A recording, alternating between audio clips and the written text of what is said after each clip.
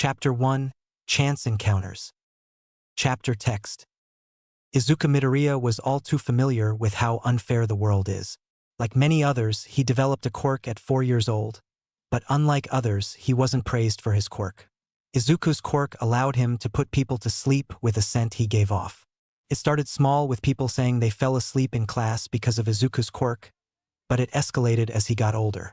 People accused him of stealing things after he put them to sleep, and once he became a teenager, girls accused him of putting them to sleep and doing things to them. It didn't help that his parents had died when he was a child due to a villain attack and left him an orphan. The only solace he found was in heroes. He loved them and obsessed over them, taking notes and analyzing how they fought. His dream was to become a hero, especially when he heard of Midnight and saw how her quirk was the same as his. Izuku panted as he slipped away from the boys chasing him. They ran off in the wrong direction, and Izuku was thankful that Katsuki wasn't part of the group, or else he probably wouldn't have been able to give them the slip as easily as he did. It was the same as always. After school, someone accused him of knocking them out and doing something or other. Izuku wasn't sure about the specifics. He had stopped listening to what they actually said a long time ago. Some guys would then chase him down, and if he was fast enough or lucky enough, he would get away. If not, then he would get beat up and left to hobble back to the orphanage. Izuku sat down and pulled out his hero notebook to look over the notes he took. He wasn't going to organize them now while in a back alley, but he needed to calm down and kill time till the bullies gave up the search and left. Izuku was so deep in thought as he read what he wrote about Empty Lady and Kamui Woods that he didn't notice the long, thin fingers reach over his shoulder and pluck the notebook from his hands as a woman spoke. "Now what do we have here? Oh, notes on Empty Lady? My oh my. What did a young boy like yourself write about a girl like her?" Izuku panicked as he shot to his feet and tripped over his tongue, trying to tell whoever it was that he didn't write anything weird, but his brain stopped as he saw who had his notebook. The R-rated hero Midnight stood there smirking as she read the notes on Empty Lady. Oh, a little too showy. And why did she set up in a city when her quirk would work so well out in the countryside? The hero laughed as Izuku blushed and tried to formulate his thoughts. His favorite hero was in front of him. The person who showed that just because everyone said it was a villain's quirk doesn't mean it's true. He had the same quirk as Midnight and she was a hero, so he could be one as well. Izuku noticed she was staring at him, and he hadn't actually said anything yet. His brain panicked. Umyaya wrote that this morning. I saw her fight and thought it was weird. I promise there's nothing bad in there. Midnight laughed and snapped the book shut. Oh, I'm sure there isn't. You seem like a sweet kid. But I gotta ask, why are you hiding back here? You didn't perhaps do something bad, did you? Izuku shook his head and waved his hands. No, I didn't. I just was. Let me guess. Midnight tapped her chin in rhythm with her foot. You're hiding from those 3 boys who were chasing you. I'm guessing bullies, right? Izuku clutched the hem of his shirt and nodded as he stared at the floor. So what were they bullying you for? Was it this? He looked up to see her wave the notebook back and forth. And not this time. Casey Bakugo usually bullies me about the notebook, but he wasn't with those guys. Midnight sighed, seeing how shaken and meek this boy was. She never understood how schools could let bullies run rampant like they seemed to do. So then what were those particular mini-villains after? The moment of truth. Izuku knew he shouldn't feel nervous. She had the same quirk as him, so she would understand, right? Right? Even if she's a girl and he's a guy, that difference shouldn't be enough for her to not understand. And my quirk. That piqued Midnight's interest. He didn't have any mutations. In fact, he was kind of plain looking, so it wasn't that. Maybe it was a gross quirk, or perhaps it was similar to a recent villain's quirk. What is your quirk? It's like somnambulist, but different. I have slight telepathic control over the cloud. It helps keep it close to me, and IV managed to co-condense it into a liquid before that's more potent than the gas. The doctor called it narcolepsy. Izuku screwed his eyes shut and braced for the worst. But it never came, just a gentle hand patting his head. Slowly he looked up to see Midnight giving him a sad smile. It must be hard. I'm sure people have made plenty of assumptions about you and what you do with your quirk. I dealt with similar things while I was in school. She removed her hand from his head, and he felt a tug of sadness at the missing contact. Tell me. Well, First, I suppose you should tell me your name, then tell me what you want to do with this quirk you have. Izuku took a deep breath and stood up a little straighter. I am Izuku Midoriya, and I want to be a hero. I've always loved heroes. Then when I saw you and how you have a quirk like mine, I took that as proof that I could be a hero and help people with my quirk. You're my favorite hero because of that. Midnight smiled and laughed. I have to say, Midoriya, that's quite the reason to have me as your favorite hero. Not one that most people have. The hero chuckled as the boy's face turned red, and he sputtered. Calm down now. Here, you should have this back. She returned his notebook to him. How about I make sure you get home without running into any more bullies, and you promise to go to UA when you're headed off to college. Izuku took the notebook and nodded. I've always wanted to go to UA, so that's easy, but, before we go, can I get an autograph? Midnight laughed again and signed his notebook before leading the boy out of the alley he had hidden away in. As they got to the street, she looked at him. So which way, kid? You this way. Izuku stuttered as he started walking. Midnight smiled and followed shortly behind. This was weird. He felt like everyone was staring at him as he walked, but he guessed they would since Midnight of all heroes was right next to him, just smiling and commenting on shops or restaurants she enjoyed visiting while in the area. It didn't take long till they were standing outside the orphanage that Izuku called home. You well, thank dash. Izuku! A feminine voice yelled before someone barreled into Izuku, pulling him into a hug. Oh my god. There you are. But you didn't answer a single text or phone call I sent. Midnight held back laughter as a woman taller than herself picked up Izuku, who was fumbling for his phone. Her bright green hair went down her shoulders on one side but was buzzed on the left. Midnight saw that despite calling him a butt and the reason she's going to develop a heart condition, the women's teal eyes were full of nothing but kindness and worry for the boy. The woman noticed Midnight and promptly dropped Izuku. Holy sure dash. Crap. Yep, holy crap, it's a Midnight. The woman looked at Izuku. Yo Izu, why do you have our favorite lady hero following you home? Midnight smiled and chuckled at the question. Yes, it is. It's nice to meet another fan. I ran into Midoriya on patrol. He was hiding from bullies. Izuku shrank back as the woman's eyes darkened. Those stupid brats. Were they picking on you because of your quirk again? Izuku nodded. Why yeah. I slipped away before they caught me, and that's when I ran into Midnight. The woman's face softened. Good. You didn't get hurt. She turned and bowed to Midnight. Thank you for getting him home safe. I'm Yasuda Azuki. I mainly look after the older kids. Which is just Izuku. It's quite all right, Azuki. I was simply doing my job as a hero. Now, if you'll excuse me, I should get going. I've got a prattle to finish and projects back at UA to grade. As Midnight left, she heard Yasuda squeal and give Izuku a high five when she saw he got Midnight's autograph. The hero chuckled before picking up the pace to make sure no villains were acting up. Izuku quickly sat down on his bed as Yasuda sat in his desk chair and grinned at him. So Izu, let's talk about how you had freaking Midnight walking you home. Izuku sighed and looked around his barren room. Across from the door to his room was a window that looked out onto the garden behind the orphanage, and to the right of the door was a bookshelf with his various journals and books on heroes. Next to the bookshelf was the desk he used for schoolwork. Just another old piece of furniture that had been here since the orphanage started. Across from his desk was the bed with its dark green sheets that he was currently sitting on. If Izuku could afford to, there would have been hero merch covering every inch of his relatively small room. But alas, the orphanage didn't have the funds to give him enough allowance to afford that stuff. He kept his money for when he wanted a treat, or clothes that weren't hand-me-downs, or when he wanted to get something for the younger kids. They looked up to him since he was the oldest kid, so he treated them to little things that would make their faces light up with joy. Yasuda snapped her fingers. Come on, boy. I got laundry to get to. But I want to hear details first because oh my god. She's so much hotter in person than TV, and her hero merch does not do her justice.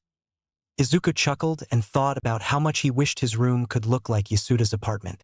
She had shown him pictures of all the merch she got for all her favorite heroes. She claimed to be the one who set him down the path of being a huge nerd when it came to heroes.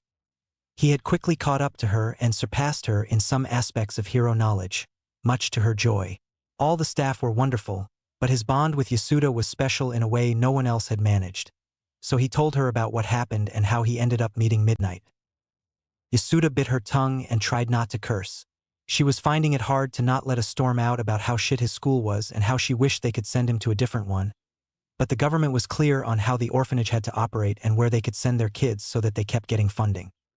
This green-haired bean sprout of a boy had been here since before she started working, but they quickly got along, especially with how he would help around the orphanage doing chores and keeping the younger kids occupied. They knew he wouldn't get adopted. He was 14 already, so the chances new parents would take the risk of raising a teenager who's lived in the system was slim to none. Yasuda would consider it, except she didn't make enough money, and she also didn't think she would be a good mom. She was much better as an older sister who annoyed and checked in on him. Yasuda laughed as he nerded out and started muttering about Midnight and her quirk. She let him go on for a bit before snapping him back to reality and telling him to go check on the other kids while she finished the laundry. Izuku smiled brightly as his woes were temporarily forgotten, and he rushed to go find the younglings who were probably terrorizing one of Yasuda's co-workers.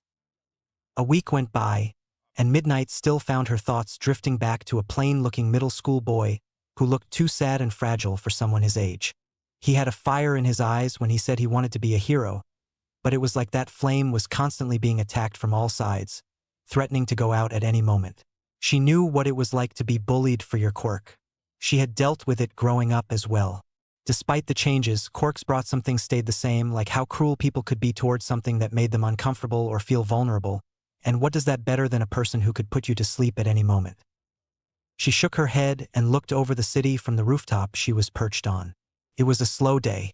Apparently, All Might had passed through while she was in UA teaching and rounded up a lot of villains, so she could expect a few quiet days until word spread that he had moved on. A clattering of metal hitting concrete got Midnight's attention.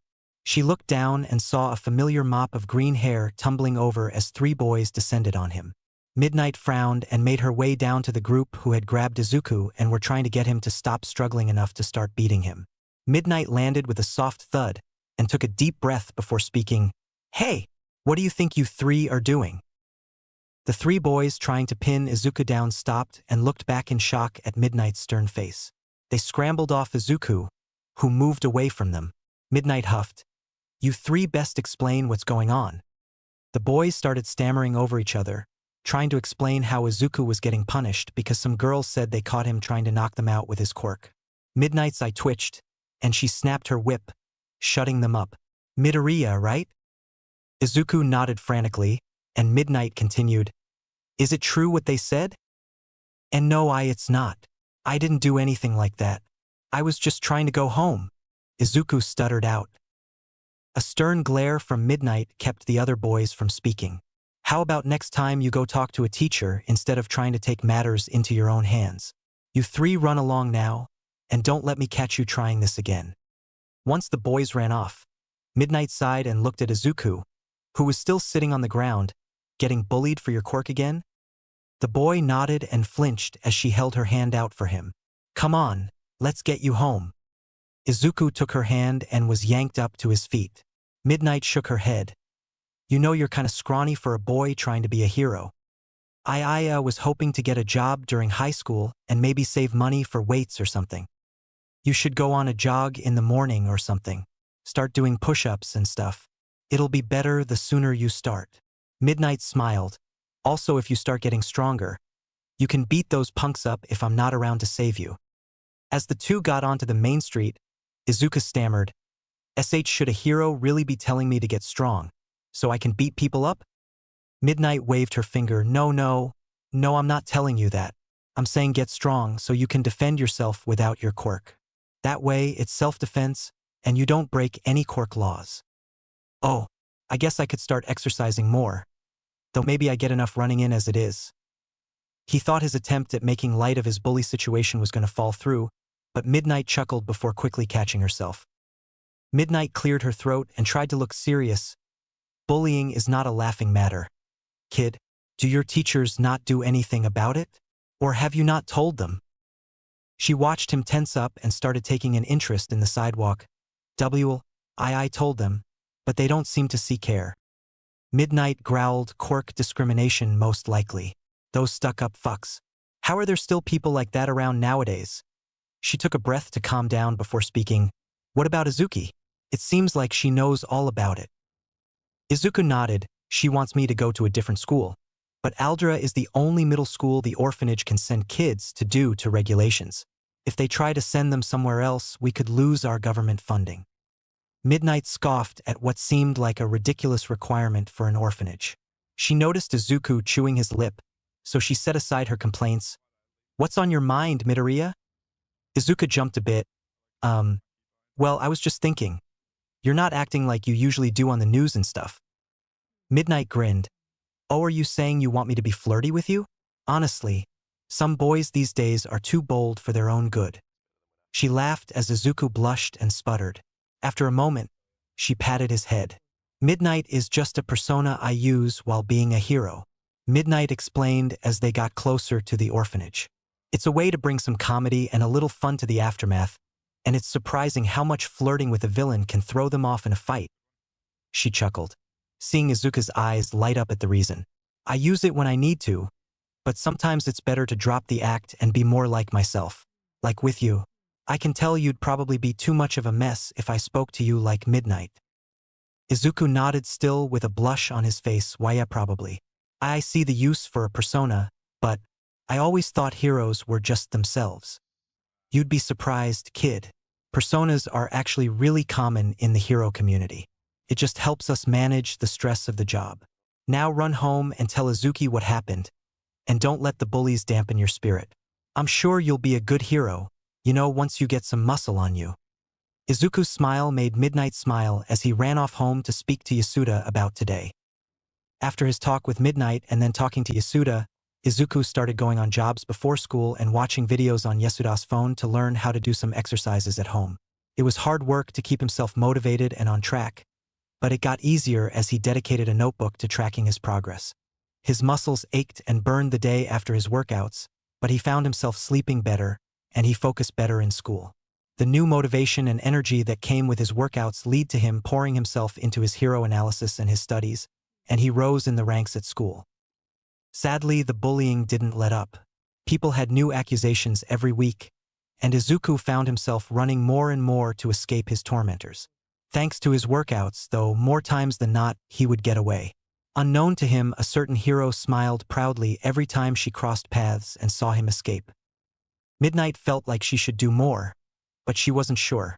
She had some contacts with the police, but she would need more proof to get them to act. She could go to Nizu. He specialized in systematically dismantling organizations that weren't up to snuff. That was part of why she hesitated to bring him in. He was terrifying, and if he got involved, who knows where he'd stop. He could end up targeting the entire Japanese school system, or when he found out Izuku was in an orphanage, the rat may target that system for reform.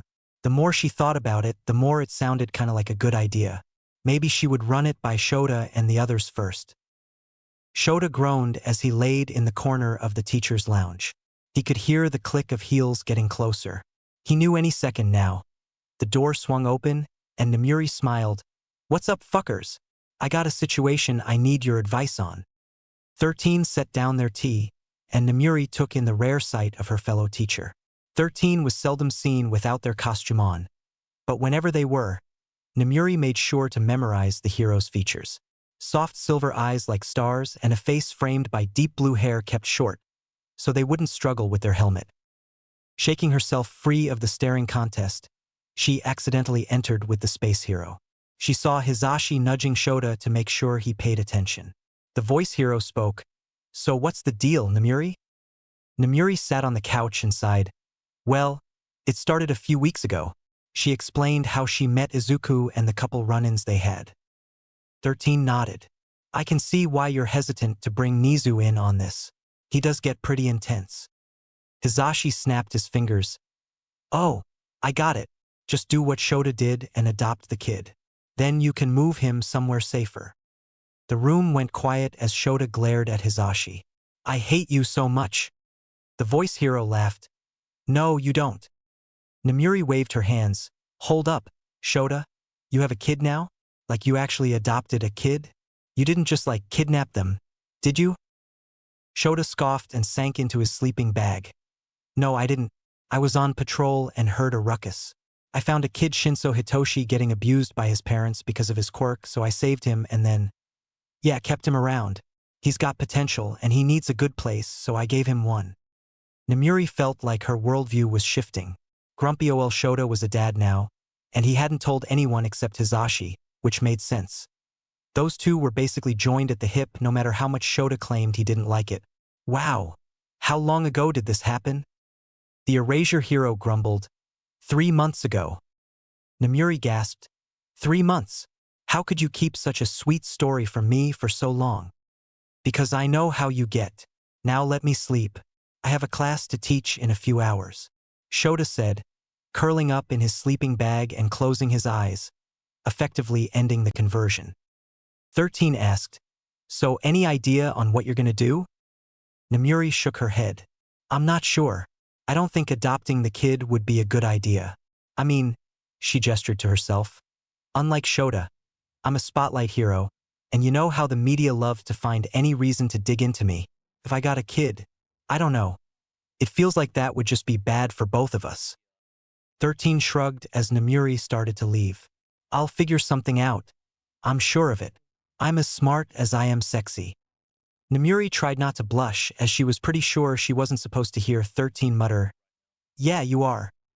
Several days after her talk with the others, Midnight sat on a rooftop and saw Izuku come running down the alley. This time his pursuer was a single boy with ash-blonde hair. He looked extra angry compared to the usual bullies.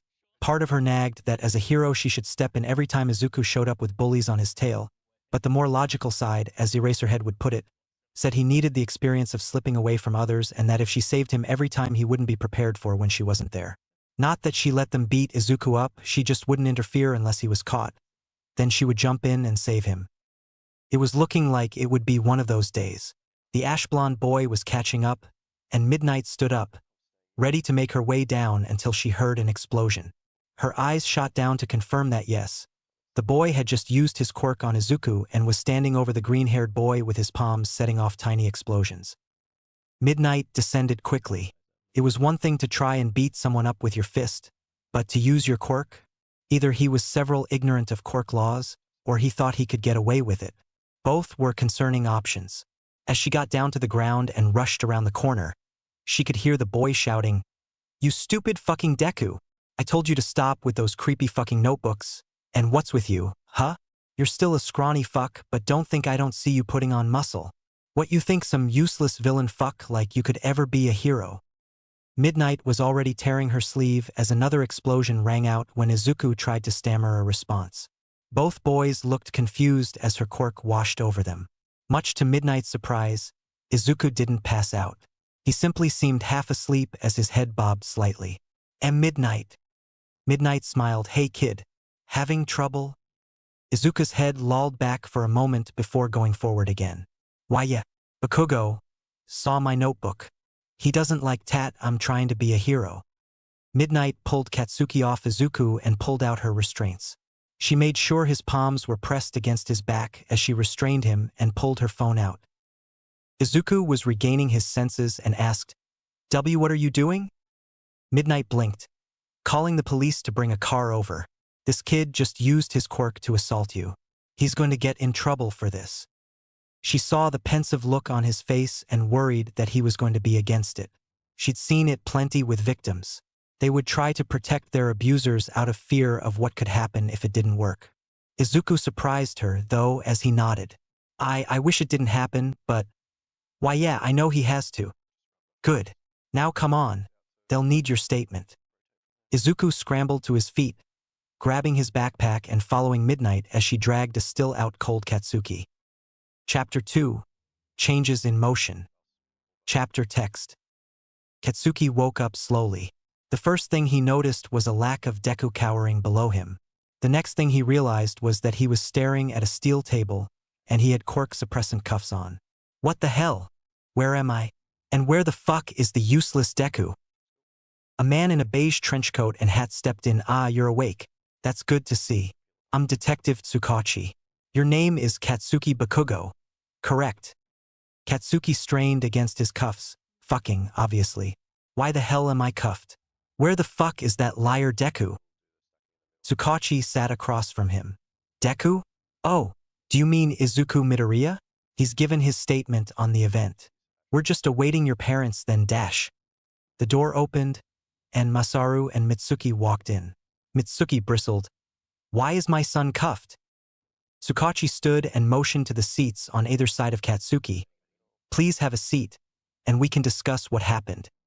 Katsuki's parents sat down, and Mitsuki glared at Katsuki. What the hell did you do? I saw Izuku as we came in with a pro. Tsukachi cleared his throat. Yes. About that. The pro outside is Midnight. She found both your son and Midoriya. It appears your son was assaulting Midoriya with his quirk. Katsuki's parents tensed as a string of curses and rants were forcing their way to his mouth. They died at the sight of his mother's expression. Most people would say she was neutral, but Katsuki could see the fury behind her mask. He had seen it only a few times, but it always made him stop.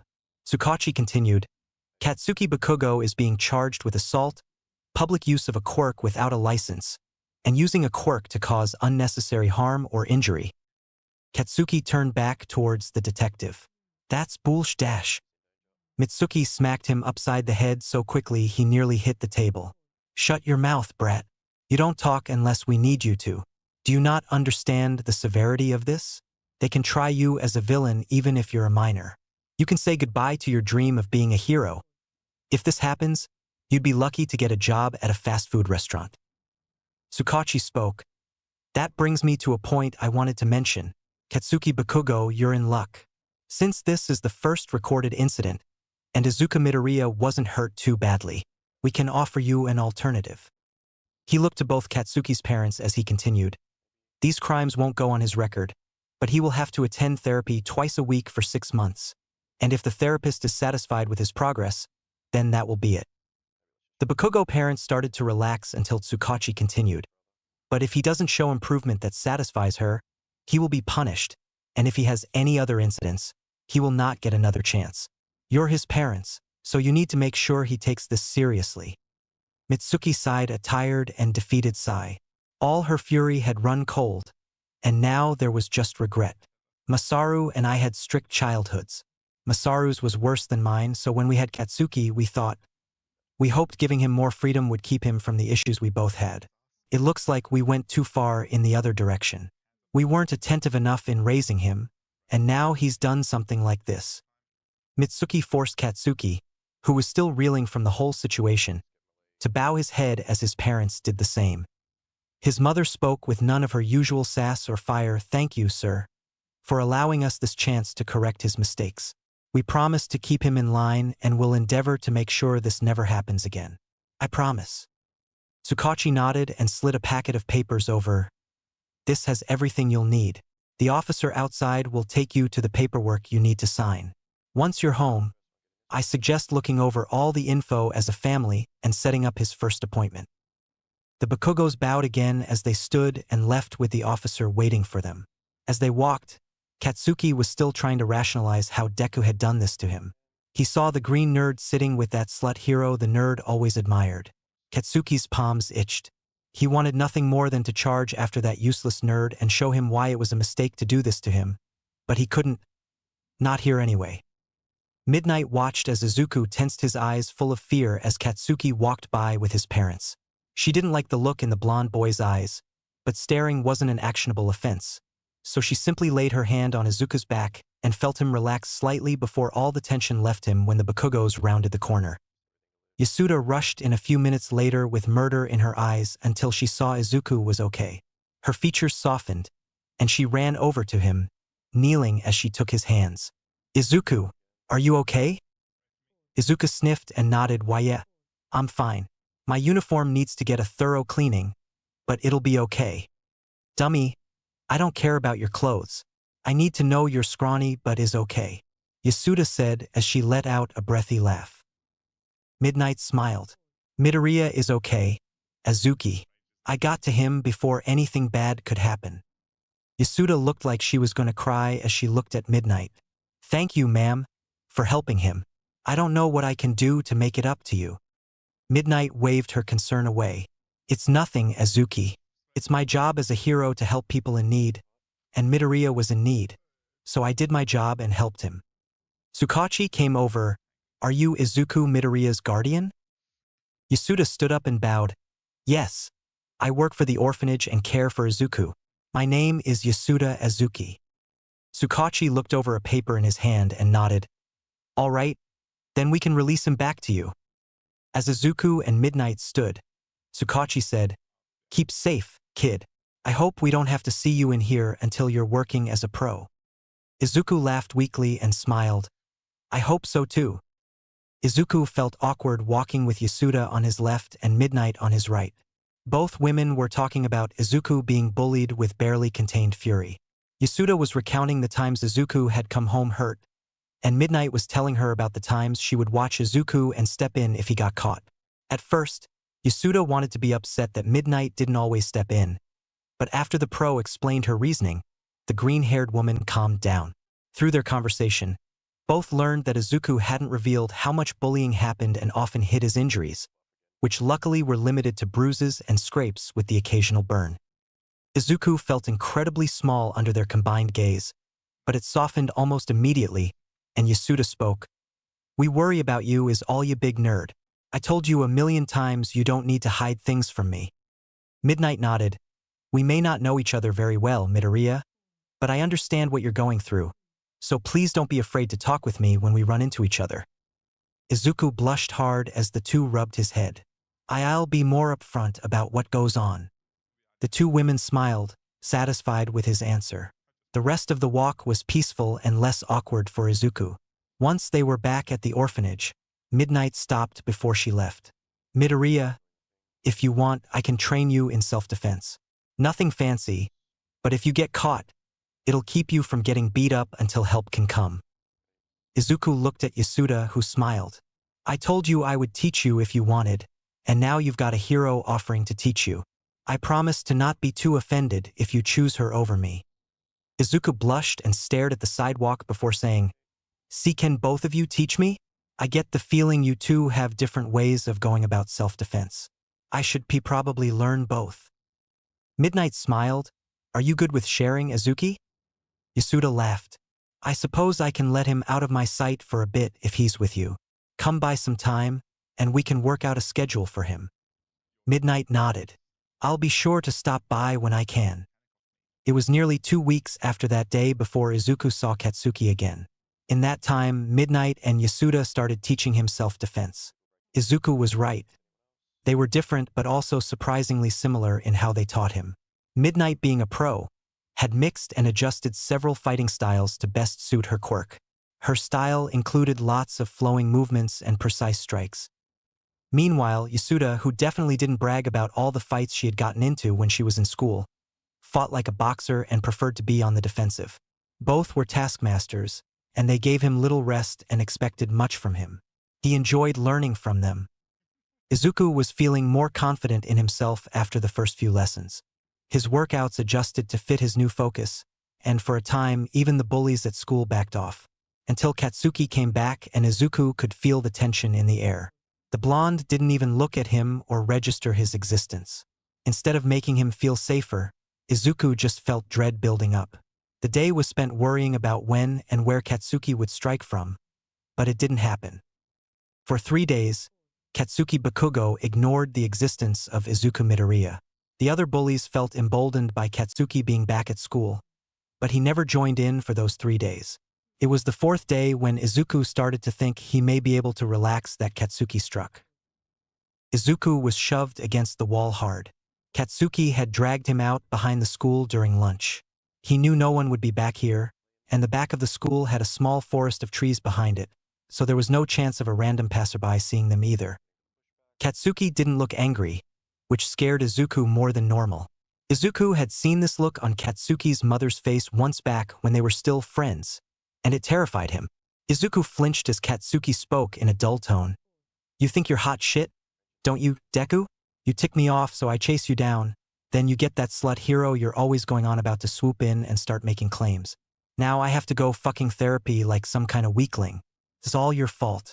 You put my dreams at risk, so I'm gonna beat the shit out of you until you understand where you belong in this world. Izuku tried to press himself against the wall and think of a way out of this, but it was hopeless. Katsuki was blocking his only way to escape, and he knew even with his lessons, Izuku didn't stand a chance. Katsuki seemed to have a sixth sense for fighting and wasn't afraid to act on it. Izuku opened his mouth to speak, but Katsuki descended on him quickly and punched Izuku to the ground. Izuku tried to get up and defend himself, but Katsuki broke any resistance he put up and forced Izuku back into the ground. Eventually, Izuku simply curled in on himself, trying to minimize the damage to anything important. Katsuki noticed this and seemed to start hitting harder and aimed several kicks at Izuku's head. With each hit, it felt like all the progress Izuku was making in his goal was stripped away until it was just little Deku sitting on the ground. Izuku felt something break inside him. He wasn't sure if it was mental or physical. It all just hurt. The blood that leaked out of his mouth showed him it was physical. Katsuki knelt by his head and spoke quietly as Izuku tried to breathe properly. "Remember? You're just a Deku. You'll never be anything more. Now fuck off and never bother me again." Midnight sighed as she walked the streets. Usually, she stuck to the roofs so she could avoid any weirdos or the press.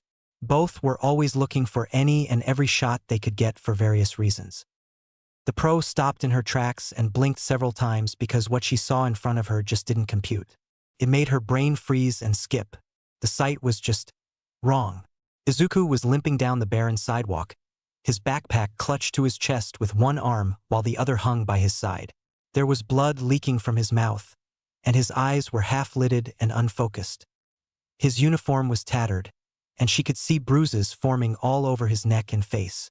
From how his body flinched with each step, she knew there were even more. Izuku started to fall forward, and Midnight rushed over and caught him. "Midoriya, what the hell happened?" Midnight kept her panic in check as he seemed to go limp in her arms. She checked his breathing and pulse, making sure he still had both. His breaths were shallow and ragged, but they were there. As gently as she could, she picked him up and pulled her phone out as she rushed down the sidewalk. They weren't far from where she parked her car. As she ran, the phone rang twice before an elderly woman answered. "Kayama, why are you calling me? You're not in Todi Dash. Chio, I need you in the nurse's office now. Send medical bots and a stretcher to the teacher's parking lot. I'll be there soon. I've got an urgent case." "All right, it's done. What happened?" Midnight laid Izuku in the back of the black sedan UA provided so their teachers could get to patrol grounds easier. "The boy I told you and the others about, Midoriya.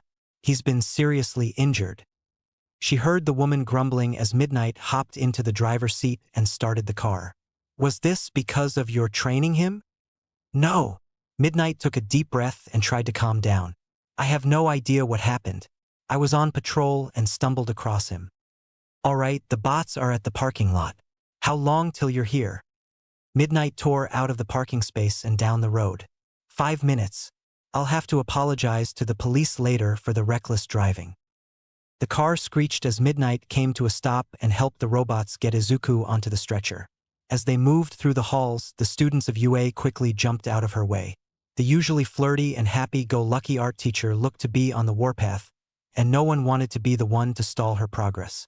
Even if the barely conscious kid next to her on a stretcher raised a lot of questions.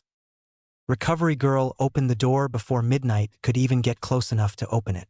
"Lay him on bed 3. As Recovery Girl got to work, Midnight pulled her phone out and took a deep breath. This was going to hurt. Midnight hit the call button, and the phone rang 3 times before Yasuda answered. "Hey Kayama, what's with the call? You miss hearing my voice that much?" "Azuki, I'm at UA. I've got Midoriya here." "Wow, he must be stoked. But, why'd you take him out of school?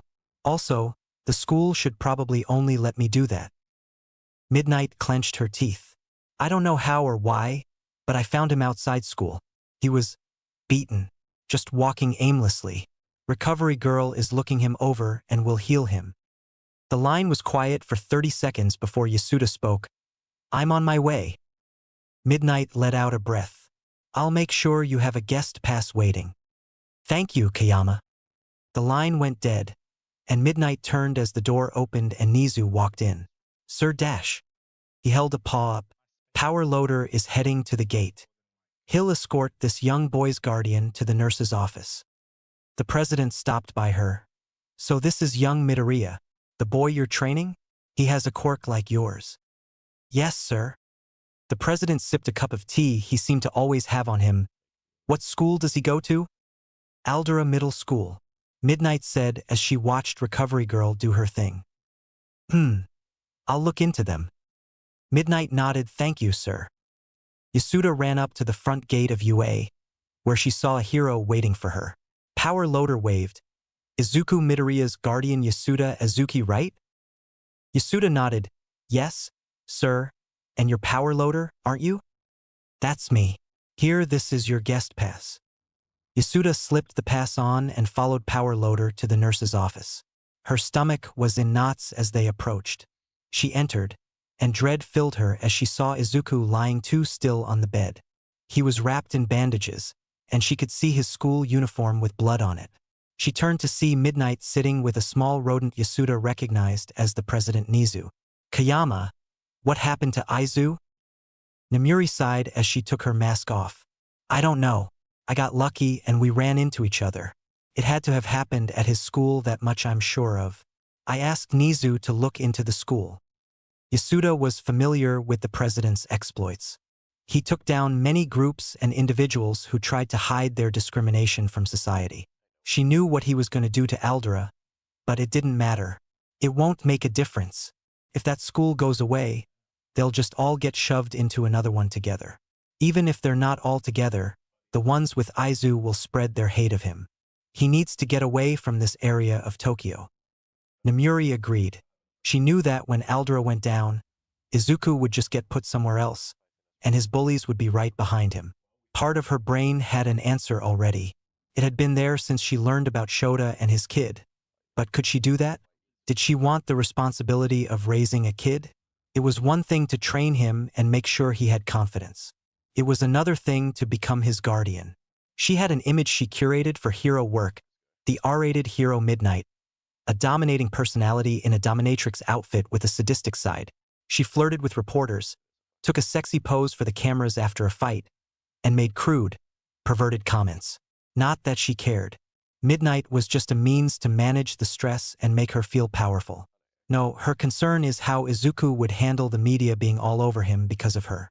She didn't have a right to put a scared kid through what those vultures could do to a person. Yasuda had a pleading look in her eyes. In the short time they've known each other, the orphanage worker had subtly and not so subtly made it known that she felt Namuri would make a great mom. Midnight not so much, but Namuri would be perfect for Izuku. Namuri looked at Izuku again. Something had been stirring in her since seeing him beaten and hobbling down the street. Sure, she was concerned for him, but it felt more than the concern she felt for an injured civilian. It felt so much worse than anything she had felt on the job. The pro was pulled from her thoughts as Izuku stirred and groaned. Recovery Girl kept the boy from sitting up as everyone stood nearby. Izu, you awake, buddy? How are you doing? Yasuda asked as she moved to his side. Izuku groaned. Everything kinda hurts. Recovery Girl spoke up. I healed your most serious injuries and bandaged up what was left. You're gonna have soreness and bruises for a while. Izuku blinked slowly. Wow, Recovery Girl. He looked around and said, I have a notebook somewhere. Can you sign it? The nurse shook her head as Yasuda smiled and sat near the head of the bed, getting Izuku's attention. You rest up, you little nerd. I'll get her and Nizu to sign your book. Okay? Before I do that, though, I need you to tell me who did this. Izuku blinked and stared at the ceiling. I don't know. I can't remember. Yasuda looked at the assembled pros, and Recovery Girl spoke. It's okay, dear. You took a few hits to the head, so you may not remember right away. If you do, make sure to tell us. Izuku nodded silently. Nizu climbed up onto the bed. Hello? Young Midoriya. It's nice to meet you. It's nice to meet you too, sir. Nizu smiled. I just wanted to inform you that I will be personally looking into your school, and should I find anything, I will not hesitate to bring it to light. Wow. You don't need to go through all that trouble just for me. Izuku stammered out. Nizu just smiled his usual smile. Oh, trust me, young man, It's not just for your sake that I do this but for everyone's sake. Now you rest up and head home once you're feeling up to it. Izuku nodded again and watched the mouse-like creature leave. Once he was gone, and Recovery Girl had gone to her desk, Yasuda stood. Izuku, rest up. Kayama and I are gonna talk for a minute. We'll be back soon. Yeah, sure. I'll be here. Namuri led Yasuda to a meeting room so the two could talk privately. Once they were sitting, Yasuda looked at her with pleading eyes. Kayama, I know I've joked about it, but I'm serious. I think you should adopt him. You can help him so much more than letting him live in the orphanage. He needs to get away from this area of Tokyo. He needs a fresh start. You can give him that. Namuri sighed and looked at her mask. Can I really, though? I'm a fairly controversial hero. I knew that from the start, and it's part of why I made Midnight the way she is. I wanted the controversy. I wanted people to talk about me and what I stood for. The media had a field day when I joined the UA staff. They harassed students for months trying to see if there was a story of me coming on to one of my students. Namuri looked at Yasuda. How can I willingly bring Izuku into a life where he will be barraged by people wondering what I'm like or what I've done to him? They'll make accusations, and his face will be plastered all over the place, and I'm not even sure if I would be a good guardian. I've never even considered having kids before. Yasuda smiled sadly and leaned back in her chair as she twiddled her thumbs, you know. I've worked in an orphanage for a while. Even before then, I lived in one. Namuri's eyes widened. Yasuda hadn't really shared anything beyond being a bit of a punk and a fighter back in high school. The woman laughed at her expression. Yeah, I never got adopted either. My attitude as much as my quirk made sure of that. What is your quirk? I don't think I've ever seen you use it. Namuri knew they should stay on track, but honestly, she wanted to delay whatever point Yasuda was going to make even just a little. Yasuda smiled. It's called shockwave. I can absorb impact and send it out in all directions as a shockwave. The backlash is kinda harsh, so I never could be a hero. Also, it can be pretty destructive, but enough about that, back to my tale. She gave an over-the-top flourish as she started again. I aged out and had to live on my own starting at 18. It was rough. I got into some bad things and ended up making a lot of mistakes. But I turned it around when I realized I didn't want other kids like me to end up where I did. I got certified and started working. That's when I met Izuku. He's bright, full of life, and surprisingly a decent artist. Though his fashion sense drives me up a wall sometimes. Yasuda sighed. I don't know where I'm going with this. Maybe I just want you to know that I've seen parents pass up kids they'd be perfect for because they have so much self-doubt about whether or not they'll make good parents. I don't want Izuku to make the mistakes I made, and I don't want you to make the mistakes others have made. Take some time, Kayama, but please just bring it up with Izuku. He may surprise you with how he feels on the matter. Namuri nodded after a moment. Okay. But not today. I'll let him rest up, and next time we train, I'll bring it up. Yasuda smiled. Good. Now I'm gonna go see if he's okay to leave. Chapter 3, Moving Forward. Chapter text. Izuku grunted as Namuri put him on his back again. It had been 3 days since his emergency visit to UA, and he hadn't been back to school yet. Yasuda told him he wouldn't be going back and that they'd find another way for him to continue school. Today was also the first day back training with Namuri. Izuku was happy to be doing something that would keep him completely distracted from unnecessary thoughts like how he remembered who attacked him and the fear that gripped his chest whenever he thought about bringing it up. Come on, get up. We'll take a 5-minute break, Namuri said, tossing a towel on his face. Izuku sat up and whipped the sweat off his face before joining Namuri on one of the garden benches. Since she didn't want to deal with the media, they trained in the orphanage's garden area. There were a few clear spots of grass that were perfect for sparring. Though his sparring session felt different, he wasn't sure what, but he knew something was on Namuri's mind. You Midnight Dash. Namuri waved a finger at him. I told you if I'm not in costume, you call me Namuri or Kayama, not Midnight. Izuku blushed and took a drink of water. Sorry, ma'am. Ms. Kayama, is everything okay today? You seem to be lost in thought. Namuri drank some water before sighing. I've just got something on my mind. Who knows? Maybe your opinion could help me figure it out. Izuku cocked his head to the side in confusion. What do you need my opinion on? If it's training, I can handle whatever you think I should do. You're more experienced, so I think it'd be best to follow your lead. No, it's not that. Namuri rubbed her face, and her eyes flicked to the porch. She could see Yasuda with a few of the younger kids watching them. They had all taken an interest in watching the pretty lady, and big sis Yasuda beat up big bro Izuku. Namuri caught Yasuda's eye, and the orphanage worker gave her a smile and 2 thumbs up. Izuku watched Namuri stretch and scratch the back of her head. I'm trying to save someone. They're in a bad situation, and I want to save them. But if I do it, the media will pester them. Namuri sighed. Maybe I should try to find someone else to help them. Someone who won't get as much attention for doing it. I think you should save them. Izuku's sudden response caught Namuri off guard. If you know them, I think it'll be better for you to save them.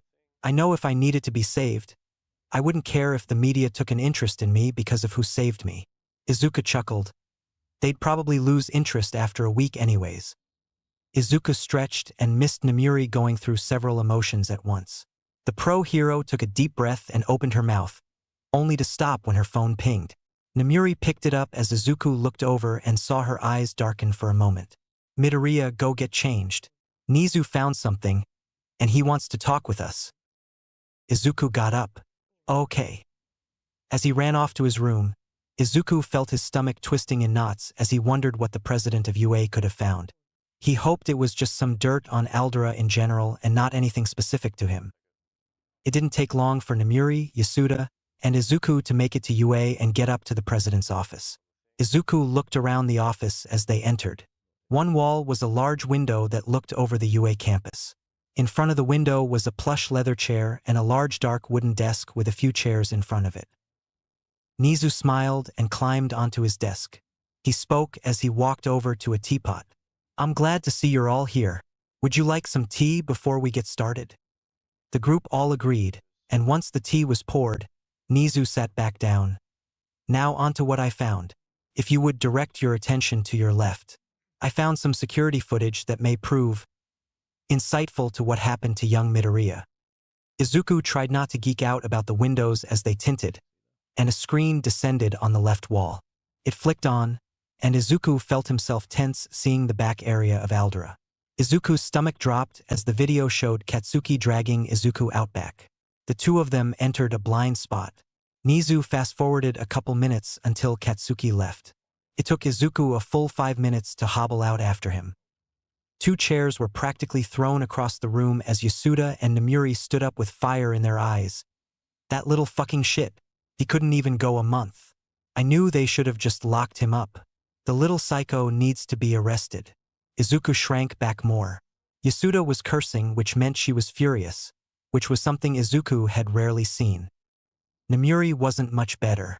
While Yasuda was like a red-hot fire raging out of control, Namuri was a cold blue flame focused and devastating. Izuku was sure whatever she was thinking was worse than what Yasuda was saying. Nizu clicked a few buttons, and the screen retracted while the windows lost their tint.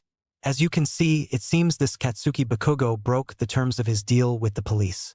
Now this, plus the other evidence I found, is more than enough to bury the school. I have not informed the police yet of Katsuki Bakugo's actions. Namuri spoke up. Why not, sir? This should be reported immediately. Nizu held a paw up. I wish to speak with Mr. Midoriya before taking action. Huh. Izuku looked around. Wait me, sir? Why do you want T to talk to me? I wish to know if you remembered that young Bakugo was your attacker or not. I also would like to know what action you think should be taken against him. Izuku felt nauseous. He didn't want to be here. Namuri and Yasuda were looking at him with concern, and he hated it. Nizu sighed. Kayama, could you take Ms. Azuki and step outside for a moment? Namuri looked like she wanted to argue, but something in Nizu's beady eyes made her decide it wasn't worth the fight. Come on, Azuki. Let's do as he says. Yasuda huffed and all but stormed out as she continued to fume. Izuku hoped she calmed down soon. Once they were gone, Nizu smiled. Now, Mr. Midoriya, did you remember this before I showed it? Izuku hesitated before nodding. Why, yes, I did. The day after it happened. And you didn't tell the others? Why not? Nizu sipped his tea as Izuku squirmed in his seat and tried to think of an answer. After a moment, Nizu spoke again. Could it be that you felt scared? That if you spoke against him again, the payback would be worse? Izuku nodded silently as he trembled and held back his emotions. Nizu simply smiled and sipped his tea before continuing. Rest assured that any action we decide to take against Mr. Bakugo will not result in you being punished. You do not deserve to be treated the way you were, and you deserve justice, so I ask again. What action do you want to take against him? Izuku sat frozen to his chair as the question echoed in his mind. He could get his revenge on Katsuki for all the hurt and suffering he caused. It would be easy just to tell Nizu to do whatever. Report it to the police and the public. Let all of Japan know Katsuki Bakugo is just a bully who hurts people. But that's not what he used to be. It wasn't an overnight thing. It was gradual. As they got older, he got worse. Izuku knew it wasn't entirely Katsuki's fault. People did nothing but praise Katsuki and look the other way when he did something wrong. It escalated, and now Katsuki thinks he's God's gift to the world and that nothing he does is wrong. Katsuki needs to be punished, but he also needs to be saved. A hero wouldn't abandon him, and Izuku is going to be a hero. Nizu smiled as the boy found his resolve and looked up at him. Izuku chewed his lip before speaking. I don't want him to go to jail or be barred from being a hero. Bakugo is... He was a good person. He's just strayed down the wrong path. I think if he was kept from being a hero, he would become a vigilante, which is a slippery slope to becoming a villain, and Bakugo being a villain would be bad for a lot of people. You believe Mr. Bakugo could be saved? Izuku nodded. I think therapy, community service, and stuff like that will help him. Heck, if you could get All Might to sit and talk to him, it'd help. Bakugo only really respects him as a hero. To Bakugo, All Might's the best because he never loses. I think that's part of what sent him down the wrong path. Nizu scribbled down a few notes as Izuku took a moment to collect himself. I guess if he keeps up good behavior and is monitored closely, you can tell if he changes, and if he does, then you can decide to let him take the entrance exam or not. You would give him another chance despite all he's done to you? Izuku nodded. I want to be a hero, and heroes save people. Bakugo is someone who needs to be saved, so I'll do my best. Nizu nodded and finished his tea. Then I suppose I will call him in and make things clear just how thin the ice he stands on is. I will also bring Aldera down for their negligence and discrimination. Thank you, sir. I think with some corrections, Bakugo could be a good hero. We will see. You still have many years till you're able to attend my university. I hope by then he is worthy of your kindness. Nizu said as he stood up and walked around his chair. Now let me explain things to Kayama and Azuki. I think it would best. Izuku nodded. Why yeah, I agree, sir. The car ride home was awkward, to say the least. Yasuda didn't think Bakugo deserved any of it, and maybe he didn't. Only time would tell. Namuri, on the other hand, seemed to agree partially with Izuku's decision, though her mind had been elsewhere all day, and so Izuku sat in the back of Namuri's car in an oppressive silence, wondering if he did the right thing. As they got out of the car, Namuri sighed. Midoriya, are you free tomorrow? Izuku looked up, surprised. He didn't have training, and he was sure Yasuda wouldn't let him go back to Aldera. Not that he wanted to, why? Namuri winked. A date, of course. Izuku's face flushed, and Yasuda snorted with laughter. Namuri joined in as well, clutching her sides. I'm sorry I had to. Namuri pulled herself together and took a deep breath. I just have something to talk to you about. And don't worry, it's not about today. It's something else. I'll come by tomorrow morning, and we can go get some breakfast. Sound good? Izuku nodded. Why yeah, I'll make sure to be ready. Namuri patted his head. I'll see you then. Izuku didn't sleep well that night. He was constantly bouncing between second-guessing himself with his decision and wondering what Namuri could want to talk about. All in all, he stayed up late and woke up often in a cold sweat with panic gripping his chest and stealing his breath until it settled, and he drifted off to his restless sleep again. Namuri stood outside the orphanage in her civilian clothes. A pair of black skinny jeans, simple black sneakers, a gray shirt, and a black leather jacket. She sighed when she saw Izuku walk out. Midoriya, I'm gonna be honest. What the heck is that? Izuku looked down at his outfit. He had on his standard red sneakers and a pair of jeans as well as a green shirt and a gray hoodie over it that had sweater written on the front. "It's my jacket. Do you have more clothes like that?" Izuku nodded and lifted his hoodie to show that his shirt had suit printed on it. "Pretty much all the clothes I bought myself are like this." Namuri pinched the bridge of her nose. "Okay, we'll work on your fashion sense later. For now, come on." Namuri attracted considerably less attention walking around in her civilian clothes, so they didn't run into any trouble on their walk. Izuku rubbed the back of his head nervously. Ms. Kayama, where are we going?" "There's a cafe nearby. It's a good date spot, so remember it for when you get yourself someone special." She laughed as Yusuke blushed and followed her to the cafe. It didn't take long, and Izuku took in the sight of the cafe. It was a small little building on the corner of the street.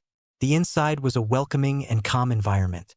A pastry case ran along half the store's length full of various cakes and sweets. Behind the other half of the counter, a small kitchen bustling with a couple of employees cooking away. There were several tables inside and a patio outside where a few patrons were enjoying the fall weather. Namuri led him to a corner farther from the rest of the people eating inside. They placed their orders, and Namuri groaned as she stretched before leaning forward to look at Izuku. "You know, Azuki cares about you a lot. That's why she acted how she did yesterday. She just wants what's best for you." Izuku nodded. "I know. But sometimes what's best for the people isn't what's best for you. That's a real hero ideology, but you're a middle schooler, Midoriya. You shouldn't have to think like that." Izuku shrank back at her pointed look. Namuri sighed and sat back. "I'm just saying this, so you don't develop some suicidal levels of self-sacrifice." Her eyes scanned over him again. She saw the bags under his eyes and knew he hadn't slept well. Izuku rubbed the back of his head. "I don't think I've ever been that bad. I just want to help people." "I know. It's just you won't be able to help people if you're dead. So we'll make sure you know your limits well before you actually start hero work." Izuku nodded. "I'll try my best, ma'am." Their food arrived, and the two dug in, enjoying the quiet and the food. Izuku's continued to wonder about school and his future. Namuri, on the other hand, was trying to ignore the knots in her stomach and just eat the food. She felt ridiculous. How could she be nervous about something like this? She had faced down villains who had an advantage over her and still didn't feel as worried about what she was planning now. After they finished, Namuri pointed down the road. "Let's go this way." Izuku nodded and followed her. "So ma'am, what are we doing? Other than breakfast, which by the way was really good. Thank you for showing me that place." Namuri nodded. "No problem. Try not to break too many hearts there. Okay?" Izuku blushed. "See, come on, Ms. Kayama, that's not gonna happen." Namuri smirked. "Well, certainly not with that fashion sense."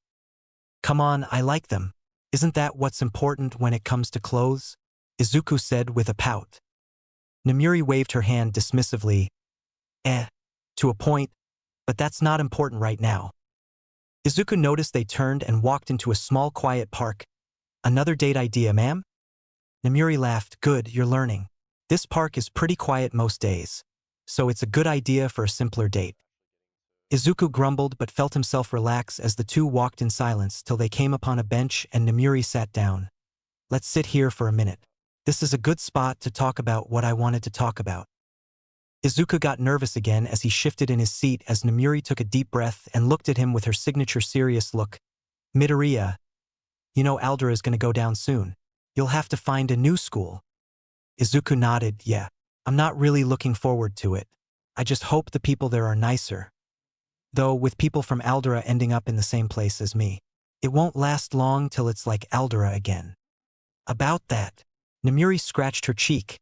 "If you moved far enough away from this area, you wouldn't have to worry about your old bullies. You could have a fresh start." Izuku laughed. "That'd be nice, but that won't happen." "Not unless you get adopted, right?" Izuku nodded and smiled sadly. "Yeah, but I'm 14, and I'm halfway through my last year of junior high. No one is gonna adopt me and go through all that trouble." "I would."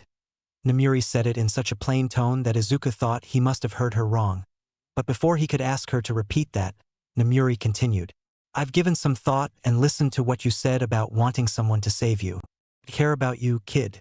I want what's best for you, and I think adopting you, making sure you're safe and have a home will do that. You mentioned the media during our training. Are you worried about how the media will react to Midnight having a kid and how they'll treat me? Namuri nodded. I don't want to cause you to suffer or dash. I won't, Izuku said a little louder than he meant. Sorry, I don't care about that.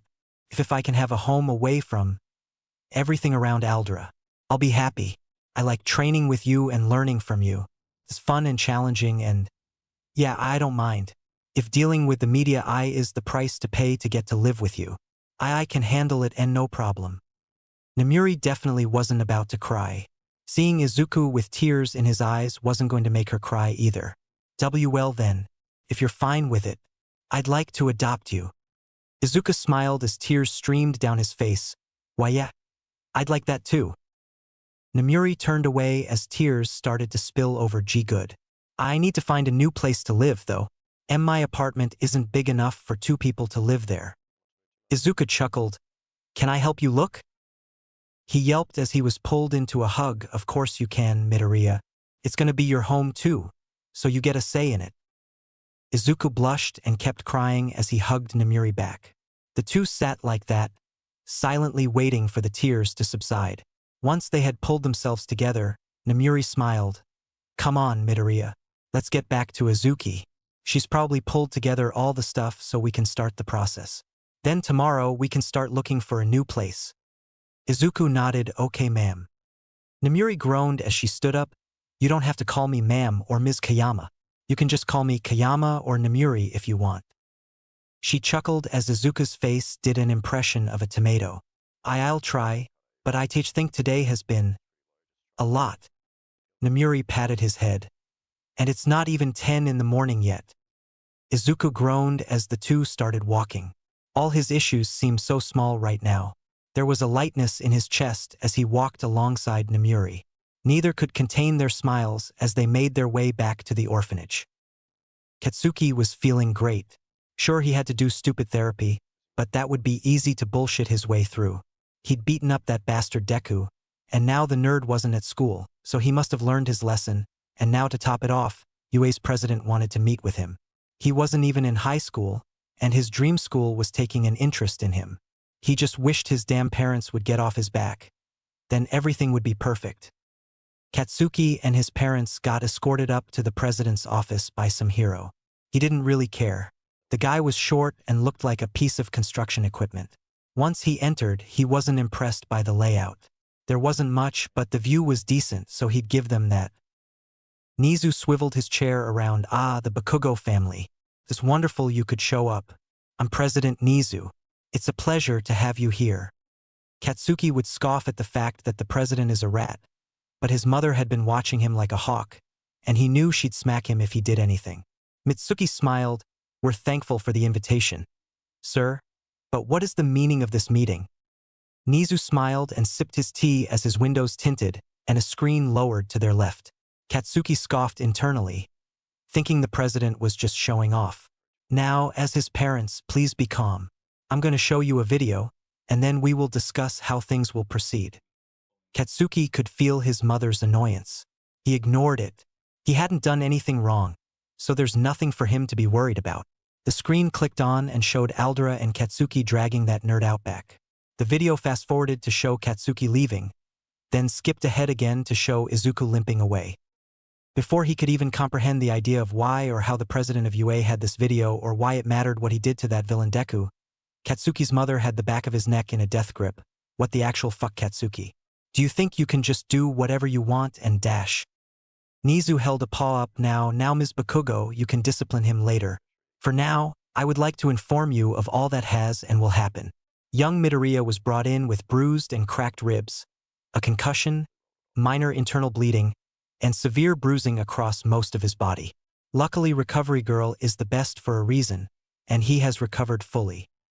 Nizu refiled his tea as Mitsuki glared at her son. The president took another sip before continuing. It only took a few days to find this footage and so much more evidence. It seems Aldera practices and promotes quirk discrimination amongst its faculty and students. I will be revealing this information and making sure that school is closed. Masaru sighed, that's good. But what about Katsuki? He broke his deal with the police. Why have you not informed them? Nizu smiled, because Izuku Midoriya is a kind young man who decided that instead of letting your son suffer the consequences of his actions, Midoriya decided your son is worth another chance. Mitsuki sighed, that boy, just like his mother, far too kind for his own good. Nizu nodded, he is quite kind. Though let us stay on topic. The president looked at Katsuki, who was fuming with rage. From this day until you graduate high school, you will be monitored by me. If I do not see any significant changes in your behavior by the time you apply to UA, I will not allow you to take the entrance exam. Any questions? So the police won't be informed about Katsuki's actions? Mitsuki asked. Nizu nodded, though your original deal with the police still exists, so young Bakugo may not even make it to high school. Will we notice the monitoring or dash? Nizu smiled. I, along with my assets, are very good at making sure the target doesn't notice. Your day-to-day life won't be affected by this. I promise you that. Mitsuki and Masaru looked at each other. Then their son, who was shaking with visible anger. The only reason Katsuki hadn't blown up was that he didn't want to hurt his chances of UA. If I ever see that fucking Deku, No, I fucking can't because he did this shit to me again. Once I'm in UA, he is dead. Masaru sighed as he put a hand on Katsuki's shoulder and squeezed it tightly enough to make his son wince. I'm sorry for his actions and that we failed yet again. I am thankful to Midoriya for giving our son another chance. My wife and I understand that by all rights, our son doesn't deserve this, but we have it, and we will make the best use of it. I can only hope Katsuki will be put back on the right path before it's too late. Nizu set down his tea, wonderful to hear. Now before you leave, there is someone who wishes to speak privately with young Bakugo, if that's all right. Mitsuki looked up. Who wants to talk to the brat? Nizu's office door opened, and All Might stepped in. The family gasped, and Katsuki shrank a bit under the #1 stare. Young Bakugo, I believe we need to have a chat about what it means to be a hero. Chapter 4, Moving Out. Katsuki felt like his head was spinning. First, that slut hero drags him to the police, and they have the audacity to threaten him all because he was putting a villain in his place. He had to go to therapy like some weakling, and then that bastard Deku did something, so now UA and All Might were on his side. Even though he's a villain waiting to happen, even if his quirk is shitty. He ground his teeth as his parents and Nizu left him with All Might. He wasn't even sure if All Might was talking. All he could hear was the blood rushing through his veins. Deku had hurt his chances and his reputation before he even got the chance to start hero school. He was gonna kill that damn nerd when Katsuki's head snapped up as All Might gripped his shoulder. Young Bakugo, take a deep breath and listen. I have several things you need to hear. The tone in his voice brought Katsuki back around, and the young boy begrudgingly paid attention. All Might smiled, good. Now I've heard about everything from Tsukachi and Nizu. I heard you're a fan of mine as well. Katsuki scoffed, of course I am. Anyone who isn't a villain or an idiot. Then why do you practice quirk discrimination? The question caught him off guard. Quirk discrimination? The fuck does he mean by that? What? You consider young Midoriya and others lesser because of their quirks, do you not? That was a stupid question, and he didn't even get why All Might was bringing it up, so what? They are lesser. They're just extras who will get in the way of me winning when I'm a pro. You think winning is what's important to a pro hero? All Might asked, the disappointment evident on his face. Of course it is. You're #1 cause you don't lose. Victory over the villains is all that matters. All Might scoffed. The #1 hero scoffed at him before saying, if that was the case, Endeavor would be #1, and I would be #8 at best. Most of the top 10 solve more cases and arrest more villains than I do. What? You're stronger than all of them combined dash. And yet they would still rank higher than me if it wasn't for the other factors that go into the Billboard charts. The only reason I'm ranked #1 is that I do interviews, charity work, and visit with people who are fans. I interact with the people I'm sworn to protect. If you ask me, victory over villains is not the most important part of being the symbol of peace. Making people feel safe and letting them know I will do my best to keep their fears at bay is what makes me the symbol of peace. All Might shifted and sat across from Katsuki, who was looking at him in confusion. All Might continued speaking. From what I can tell, young Bakugo, you value victory over your opponents. You view others as beneath you and believe physically assaulting them will teach them a lesson and make them stay in line. All Might's eyes sparked with an intensity that made Katsuki stiffen. That sounds more like a villain than a hero to me. Katsuki's hands popped. What? I'm not some fucking loser villain like Deku's going to be. All Might sighed. You remind me so much of a boy I knew in high school. So much passion and that same desire for victory over others. I looked up to him and thought he would be a great hero. Do you know where he is now? Katsuki crossed his arms and scoffed. Like it matters. He was obviously some extra who didn't matter if he's not a hero now. All Might shook his head. You and he are so much alike it's scary. The boy who I looked up to is gone. He strayed down off the path of the hero, and now he's in Tartarus paying for his crimes. I would hate to see you end up there too. All Might stood and looked down at Katsuki. As you are now Katsuki Bakugo, you can never be a hero, but people have been kind to you, so you have the chance to change and hopefully become a true hero. With that statement, Katsuki sat feeling shattered and numb as All Might left. Katsuki stared out the window with his thoughts going a mile a minute but also felt sluggish and slow. Yasuda smiled and stacked up the papers. All right, I'll get these to the old lady upstairs. Once it's processed, you'll have to do an interview with her and a rep from Child Services. I'm sure you'll be fine, but it'll take a couple days to find someone. So in the meantime, you got some time to find an apartment. How's that going, by the way? Izuku smiled as Namuri groaned. I hate it so much, but we've got a few that look good. We're gonna check them out later. Hopefully, this time, the landlord doesn't recognize Kayama, Izuku said, making his future guardian groan again. Kayama rubbed her face. It was so embarrassing. I could barely keep a straight face.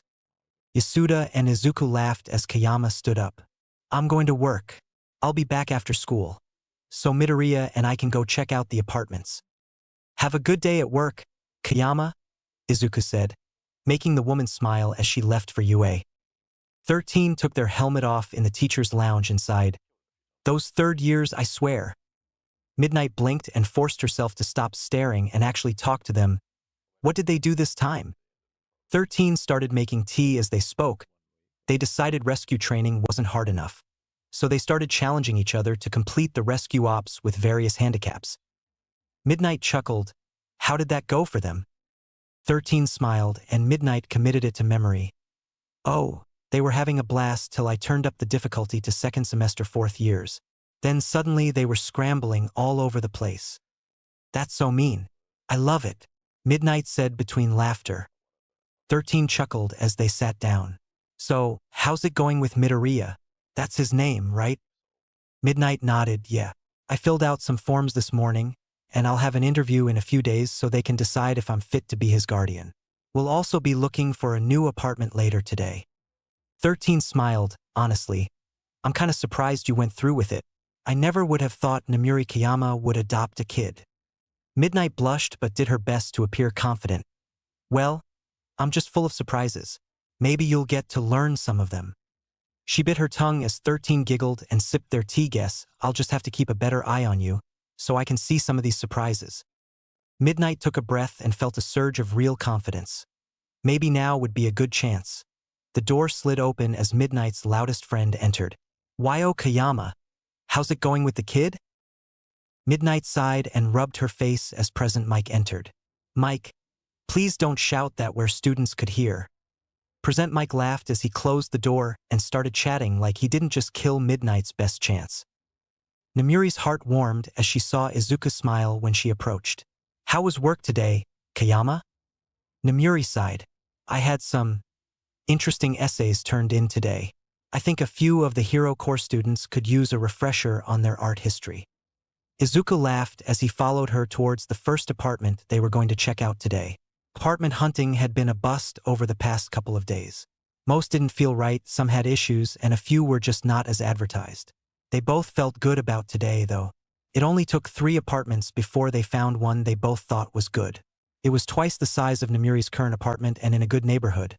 That also meant it was twice as expensive, but Namiri didn't really care, her hero check could cover it, and UA paid their teachers well, so expenses wouldn't be an issue. There were apparently other heroes who lived here, so the apartment complex had security to keep reporters and other nonsense away. The apartment was on the 5th floor. A short hallway from the door led to a living room and kitchenette. To the living room's right was a short hallway. On the left was a bedroom and across from it a bathroom. At the end of the hall was the master bedroom that had its own bathroom. The walls were painted a soft gray, and a window in the living room looked out over the street and would be a pretty nice view of the sunset. Namiri whistled. "What do you think, Midoriya? 'Cause I kinda like this one." Izuku looked around a bit before nodding. "Yeah, it looks good. The price isn't bad, right? I don't want you spending more than we can." Namiri rolled her eyes. "I know I give off this wonderful, fun vibe, but I am an adult. I can manage my money, and besides, I'm a hero and a teacher. I make more than you think." "Okay then, yeah. I like this one," Izuku stammered out as he walked over to the window. Namiri smiled. "All right then, let's get it." The day of the interview was coincidentally the day Namiri finalized her move to her new apartment. "Now I just need to secure my child and move him in, and we'll be set." Namiri choked on her tea and nearly spilled it. The thought had hit her out of nowhere. She knew technically, as his guardian, he would be in a legal sense her child. She had also been avoiding saying or thinking that because it felt strange. She had never thought about a family before, and now she was getting one. It was small, just the 2 of them, but still, it would technically be a family. Namiri just hoped she could be a good guardian and make Izuku happy.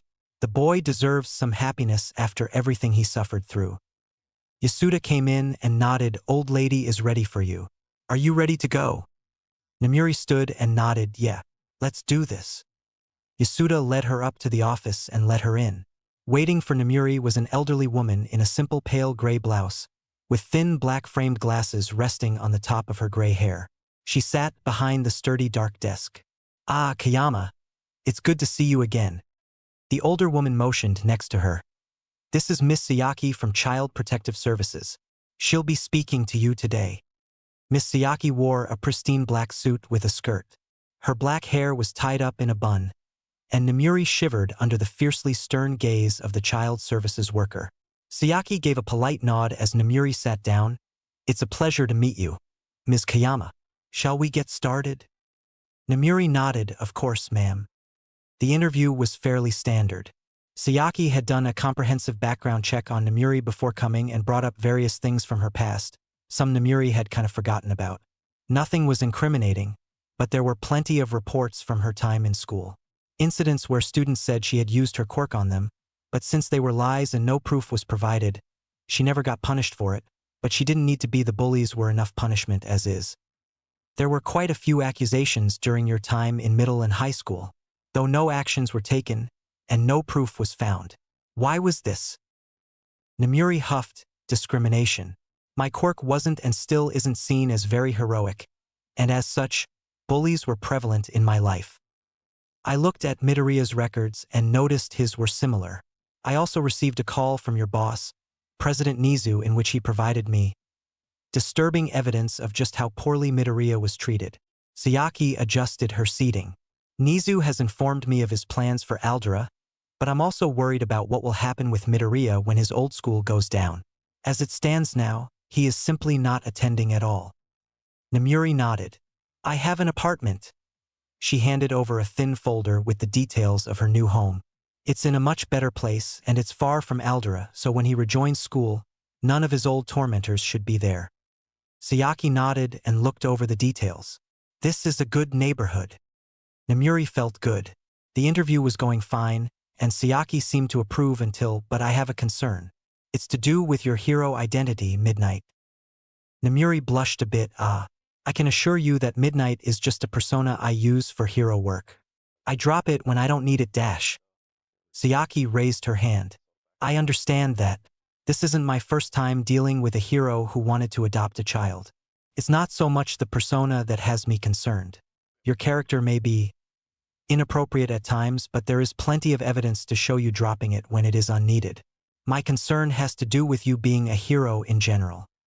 Namuri felt a little relieved but also incredibly worried as Sayaki continued. As you know better than anyone here, a hero's life is not an easy or safe one. The risk to you and those close to you is great. While you aren't as high on the list as others, you are a well-known hero. Not only would there be media attention on you for adopting a child, but there will also be villains who may have a grudge against you. Sayaki leveled her stern red eyes at Namuri. My top concern is Midoriya's physical and mental well-being in that situation. Namuri nodded. I understand. In regards to the media, Midoriya knows already and has told me he doesn't mind. As for villains who may target me, you saw that my new apartment houses several heroes and has increased security as such. I am also a UA teacher, which allows me access to several resources that I can employ to help secure my home even better. Sayaki nodded and scribbled something down before moving on to other topics.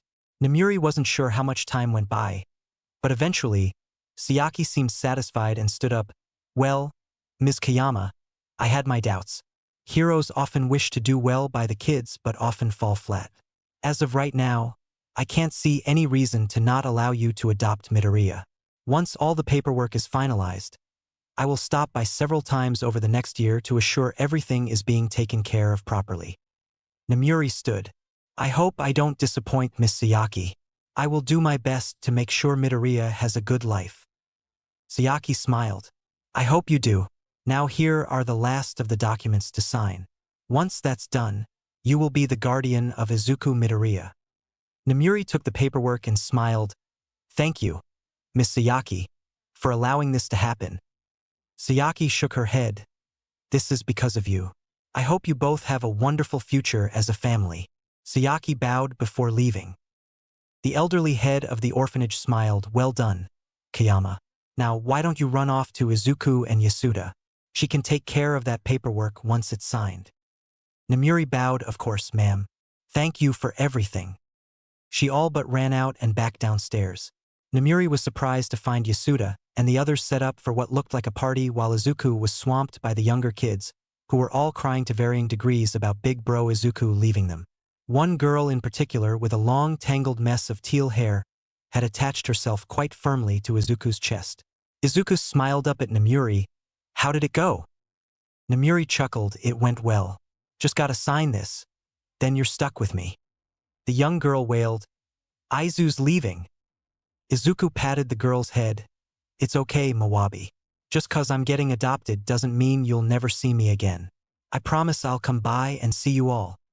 Mawabi sniffled her sea-green eyes, staring up at him. You promise? Izuku nodded. I promise. Namuri was a little startled when Mawabi smiled, showing off a terrifying number of shark teeth. The children seemed in better spirits, knowing their big brother wouldn't leave them forever when he moved out. Yasuda chuckled and pulled Namuri over to a table so she could finish the paperwork. It's gonna be different not having the little nerd around all the time. Be sure to come with him when you can. Okay. Namuri nodded. I'll try to. Once the paperwork was signed, Yasuda whisked it away, and once she returned, the young woman clapped her hands. All right, everybody. You know why we're here. Our wonderful little hero nerd has found a home and a family for himself. So let's give him a proper send-off to his new life and hope he doesn't forget about us when he makes it big. Everyone cheered as Izuku blushed, but the smile on his face never faded as they got into things. Namuri couldn't stop smiling as the party went on. All of the kids had pulled their allowances and got Izuku a gift. A dark green hoodie that said family found in white letters. Izuku chuckled, and Namuri shook her head at his odd taste in clothes. Yasuda patted her shoulder. No matter how much you try, he will never stop wearing that. Namuri sighed. I just want him to know when to wear something else and to have something else to wear. Yasuda shook her head. The boy is hopeless in some aspects. I'm just glad it's someone else's problem now. Namuri smiled. How hard are you gonna cry tomorrow when he leaves? Yasuda shoved her lightly.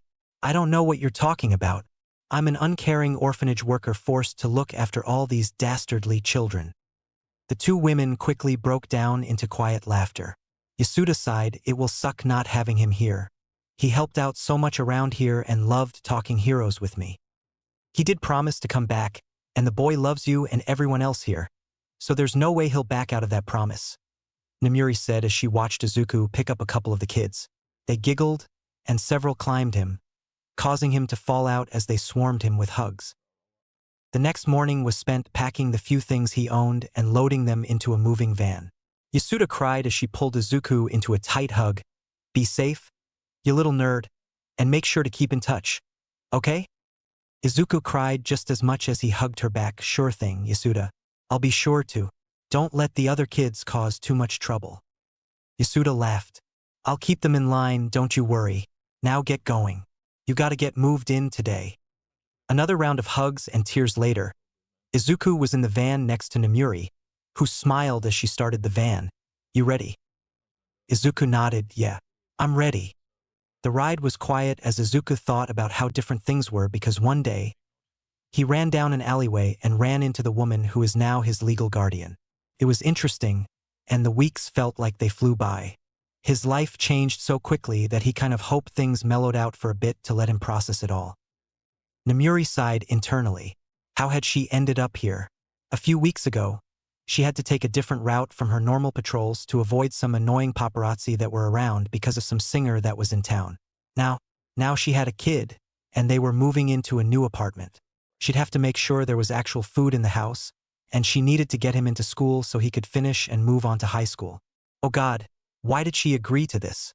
Her eyes flicked over, and she saw Izuku smiling as he scrolled through some hero news. "Oh yeah, that's why. Yeah, I can handle this. Probably. Most likely." Chapter 5: New Beginning. Izuku woke up and was confused. The ceiling wasn't right. He looked around the room, and it was larger than his room should be until it clicked that this was his new room in his new home where his guardian? Or mom? Izuku shook his head. "No, that's not yet." He jumped a bit at the short, rapid knocks on his door. "Midoriya, you up?" Yeah. I'll be out in a minute." Namuri sighed. "It's all right. We got a bit of stuff to look over and finalize, but you can take your time." Izuku got ready for the morning and met Namuri in the kitchen. She finished signing some papers, then looked up to him. "Ah, Midoriya, there are a couple things you need to sign."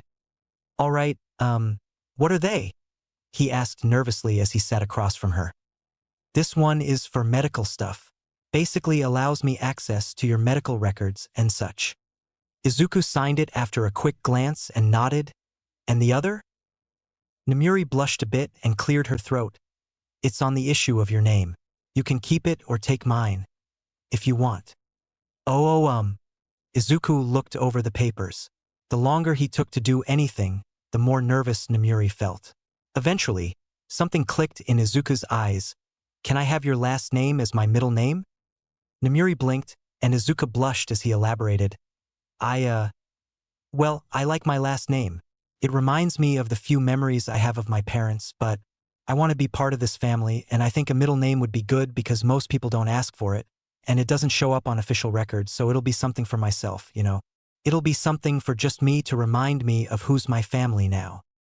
Namuri wasn't about to cry, and if anyone said differently, she would hurt them. She shook her head yes as she didn't trust her voice. Izuku smiled as he tried not to cry either. He filled out the paperwork and double-checked it before handing it back to Namuri, who put it in a folder. A comfortable silence fell over them as they looked at the folder. After a moment, Namuri clapped her hands. "Let's make some breakfast." Izuku nodded and was surprised by how well Namuri could cook. It wasn't that he thought she would be bad at it. It's just Namuri didn't seem like the type to like cooking. After breakfast, Izuku realized he still didn't have a school to go to. What do I do today?" Namuri double-checked her bag. Your usual workout routine and whatnot. I've started the process of getting you into a school so you can finish junior high. You should be able to start going in a couple days. Until then, I guess learn about the area and try not to get lost." Izuku nodded. "Okay. Have a good day at work then." Namuri smiled. "Have a good day as well, Midoriya." Since he still didn't have anything to do, Izuku went through his morning workout minus a jog since he planned to wander around for a bit. Once he was dressed in his usual red sneakers, jeans, and new hoodie, he started learning the area. Izuku thought about his new neighborhood as he walked around. The orphanage he grew up in wasn't in a bad neighborhood. It was just closer to the bad ones than this area was. He spotted a few stores he'd have to check out more another day. As Izuku walked, he noticed a few school uniforms passing by and realized junior high students were probably heading to school now. School. It would be interesting and weird since they were in the final months of school. It would be odd to get a new student. Izuku hoped he would make friends or at least keep new bullies from showing up until high school. His thoughts were interrupted as he bumped into someone. Izuku immediately felt panic rise up in him as he stepped back and ducked his head. Sorry. I wasn't paying attention. I'm sorry. He felt worse as a girl spoke. Hey, it's okay. I wasn't looking where I was going. No harm done, so yeah. Izuku risked a look and saw nothing. He stared at where her head should be for a second too long as the girl stepped back. You're staring at me. Izuku blushed. I'm sorry. I just wasn't expecting this. He saw a floating silver bracelet fly back and forth.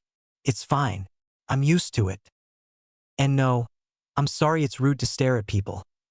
Even if your quirk seems really cool. The girl stopped her attempt to walk around him and said a little defensively, Wait, what? You think this seems cool? Izuku blushed and stepped back reflexively. Sorry, it's just, it seems really useful for hero work and stuff.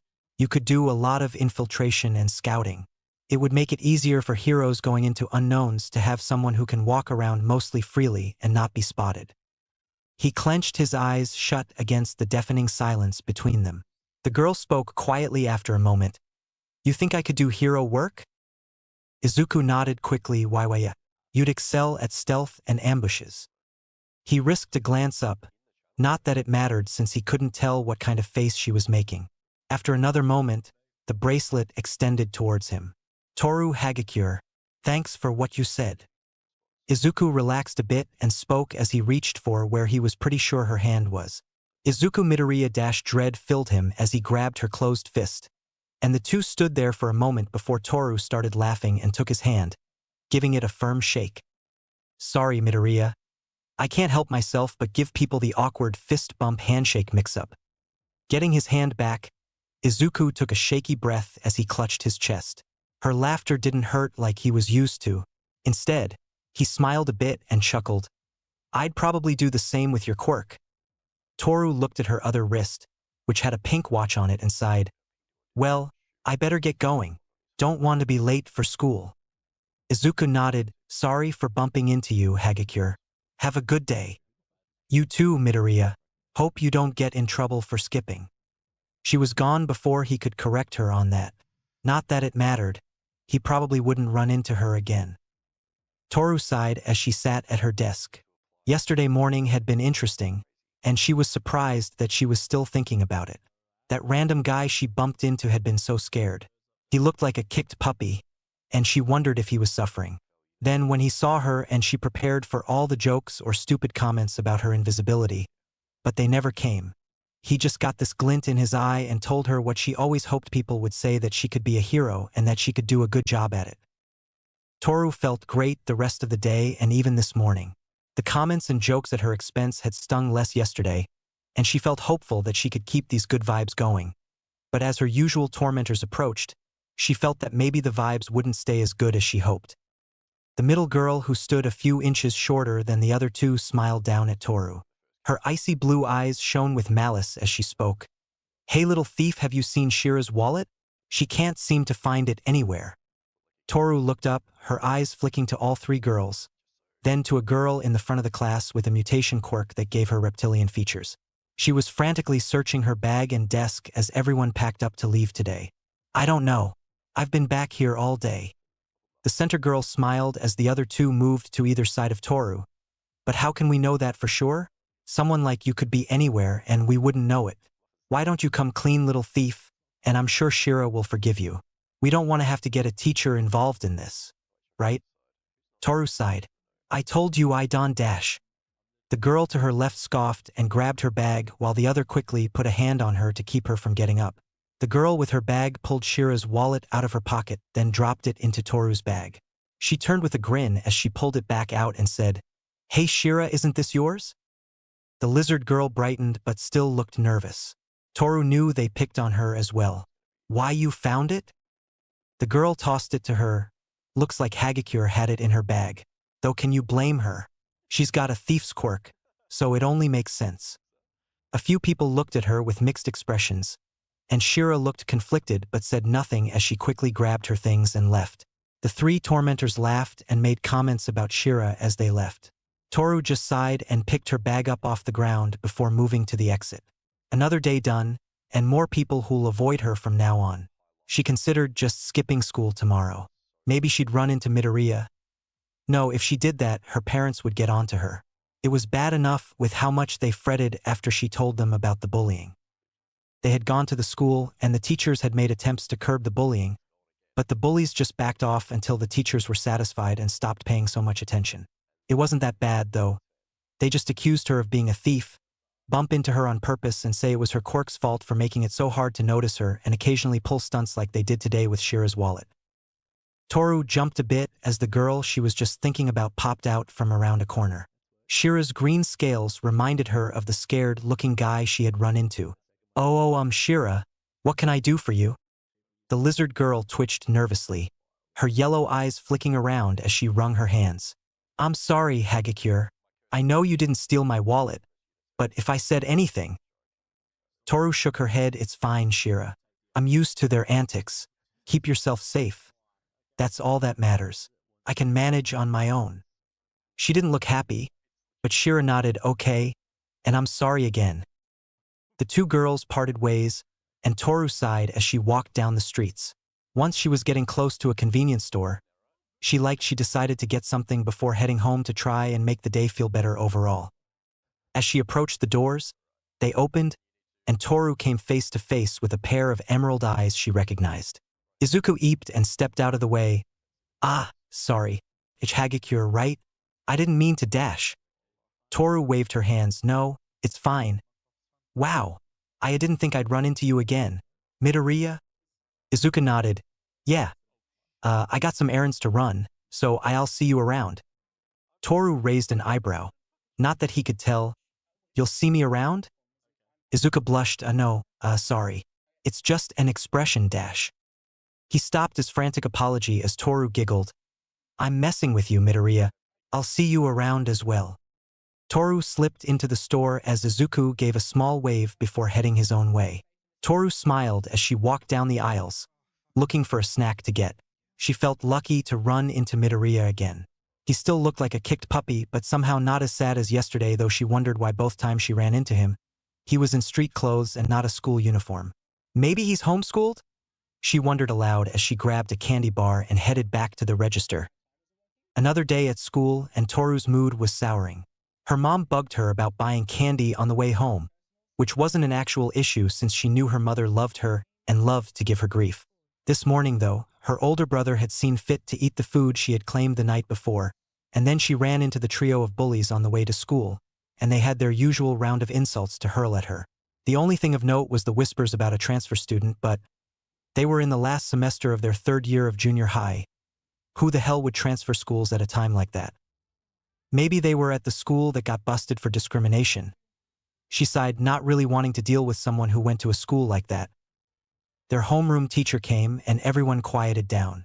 He smiled tightly, and Toru could tell he was baffled by what he was doing. "So we have a transfer student. Treat him well, all right?" The door opened, and Toru's eyes widened as a familiar mop of green hair and emerald eyes walked in.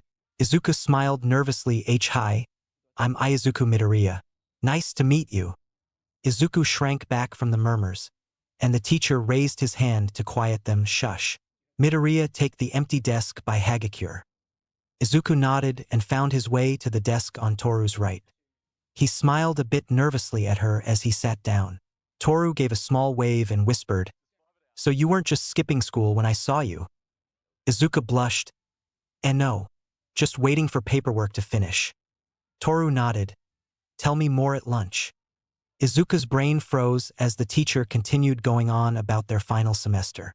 Ignoring the fact that it was a girl, this was the first time in longer than he could remember, where someone wanted to talk to him during lunch. He smiled a bit and felt hopeful. Lunchtime rolled around, and as Toru and Izuku stood, one of Toru's main bullies spoke up. "Hey, new kid, better be careful. You're sitting next to our class's resident thief who knows what'll go missing when you're not looking." Izuku looked at Toru and could tell even without being able to see her face what was going on. Izuku looked at the girl and said, "I'll keep my eye on you then." He turned and looked at Toru. "Hagakure, can you show me where the cafeteria is?" Toru nodded as she spoke. "Why yeah, Midoriya, this way." The two walked in silence to the cafeteria. Toru wondering how the guy who looked like a kicked puppy, I need a better description for him, suddenly hit them with that confidence. Izuku was mentally freaking out about suddenly saying something like that. What the hell was that? I've never talked like that to someone my age, and I didn't even stutter. Izuku jumped a bit as Toru giggled. He relaxed and started to chuckle as well as they made their way into the cafeteria. "Wow, Midoriya, I had this impression of you being kinda shy and stuff, but I see you've got more going on." Izuku shook his head and arms. "And no, I don't know why or how I said that. It just slipped out." Toru laughed again, and as they got their food, she asked, "So you just moved to this area?" Izuku nodded. "Why yeah, my guardian and I just moved here a few days ago. I'm still settling in and learning the area." "Guardian? Not mom or dad? Or even parent?" "Well, that convenience store where we bumped into each other has the best selection. There's also some pretty good arcades and cafes around it." Izuku followed her to a table near the corner where he noticed fewer people tended to sit. He felt some comfort and concern that she basically did what he did whenever he ate in the cafeteria. As they sat, Toru asked, "So I gotta know, did you come from that one school that's all over the news?" Izuku felt a pit in his stomach form as he nodded slowly. "Eldra.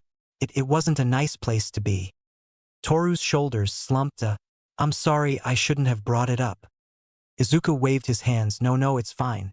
Aldera sucked in a lot of ways, and I'm glad it went down." Toru nodded, and the conversation kinda died a bit until Izuku spoke quietly. Your quirk? How does it work?" She stared at his entirely serious, if nervous-looking face for a moment. That moment stretched, and she watched him fidget. But before he could backpedal, she spoke. "I'm not sure, actually. My dad can turn parts of his body invisible, and my mom can change the color of her skin, but it's all at once, so like she can only turn one color."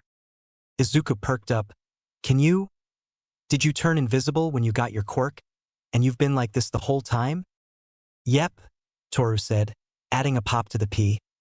"I remember waking up and going to the bathroom one day and not being able to see myself. Best guess that doctor gave was that my parents' quirks combined, and now I'm stuck as this." Izuku nodded. "That must suck a bit. I mean, not being able to see yourself and all.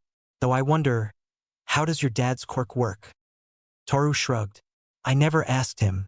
I kinda haven't tried anything with my quirk. It made me invisible and I don't need to focus on it, so I decided to dedicate my time to other skills." That annoyed Izuku slightly, but he also understood why she wouldn't try to mess with her quirk, since it seemed to be a constant that took no effort. So it made sense for her to focus on other skills. Also, he had to remind himself that not everyone wanted to be a hero. "I want to be a hero, so I'll need to be pretty stealthy and know how to throw a punch."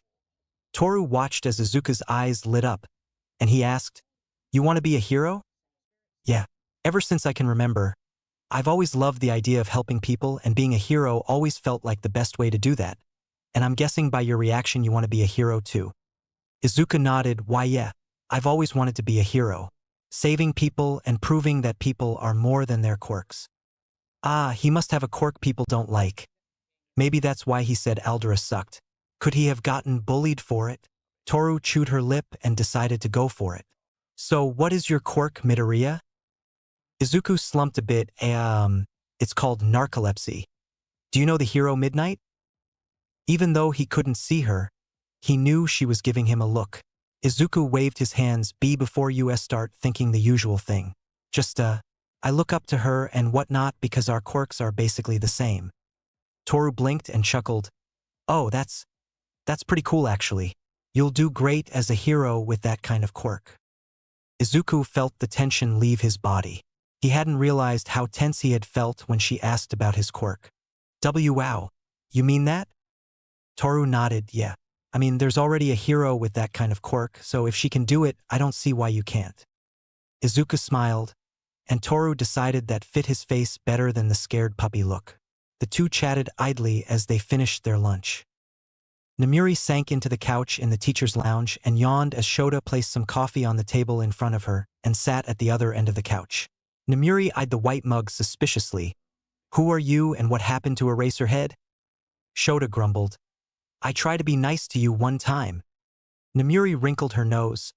You think bringing me black coffee from the machine in here counts as being nice? I could have brought you nothing. Shota huffed as he sipped his own coffee. I think I'd prefer that.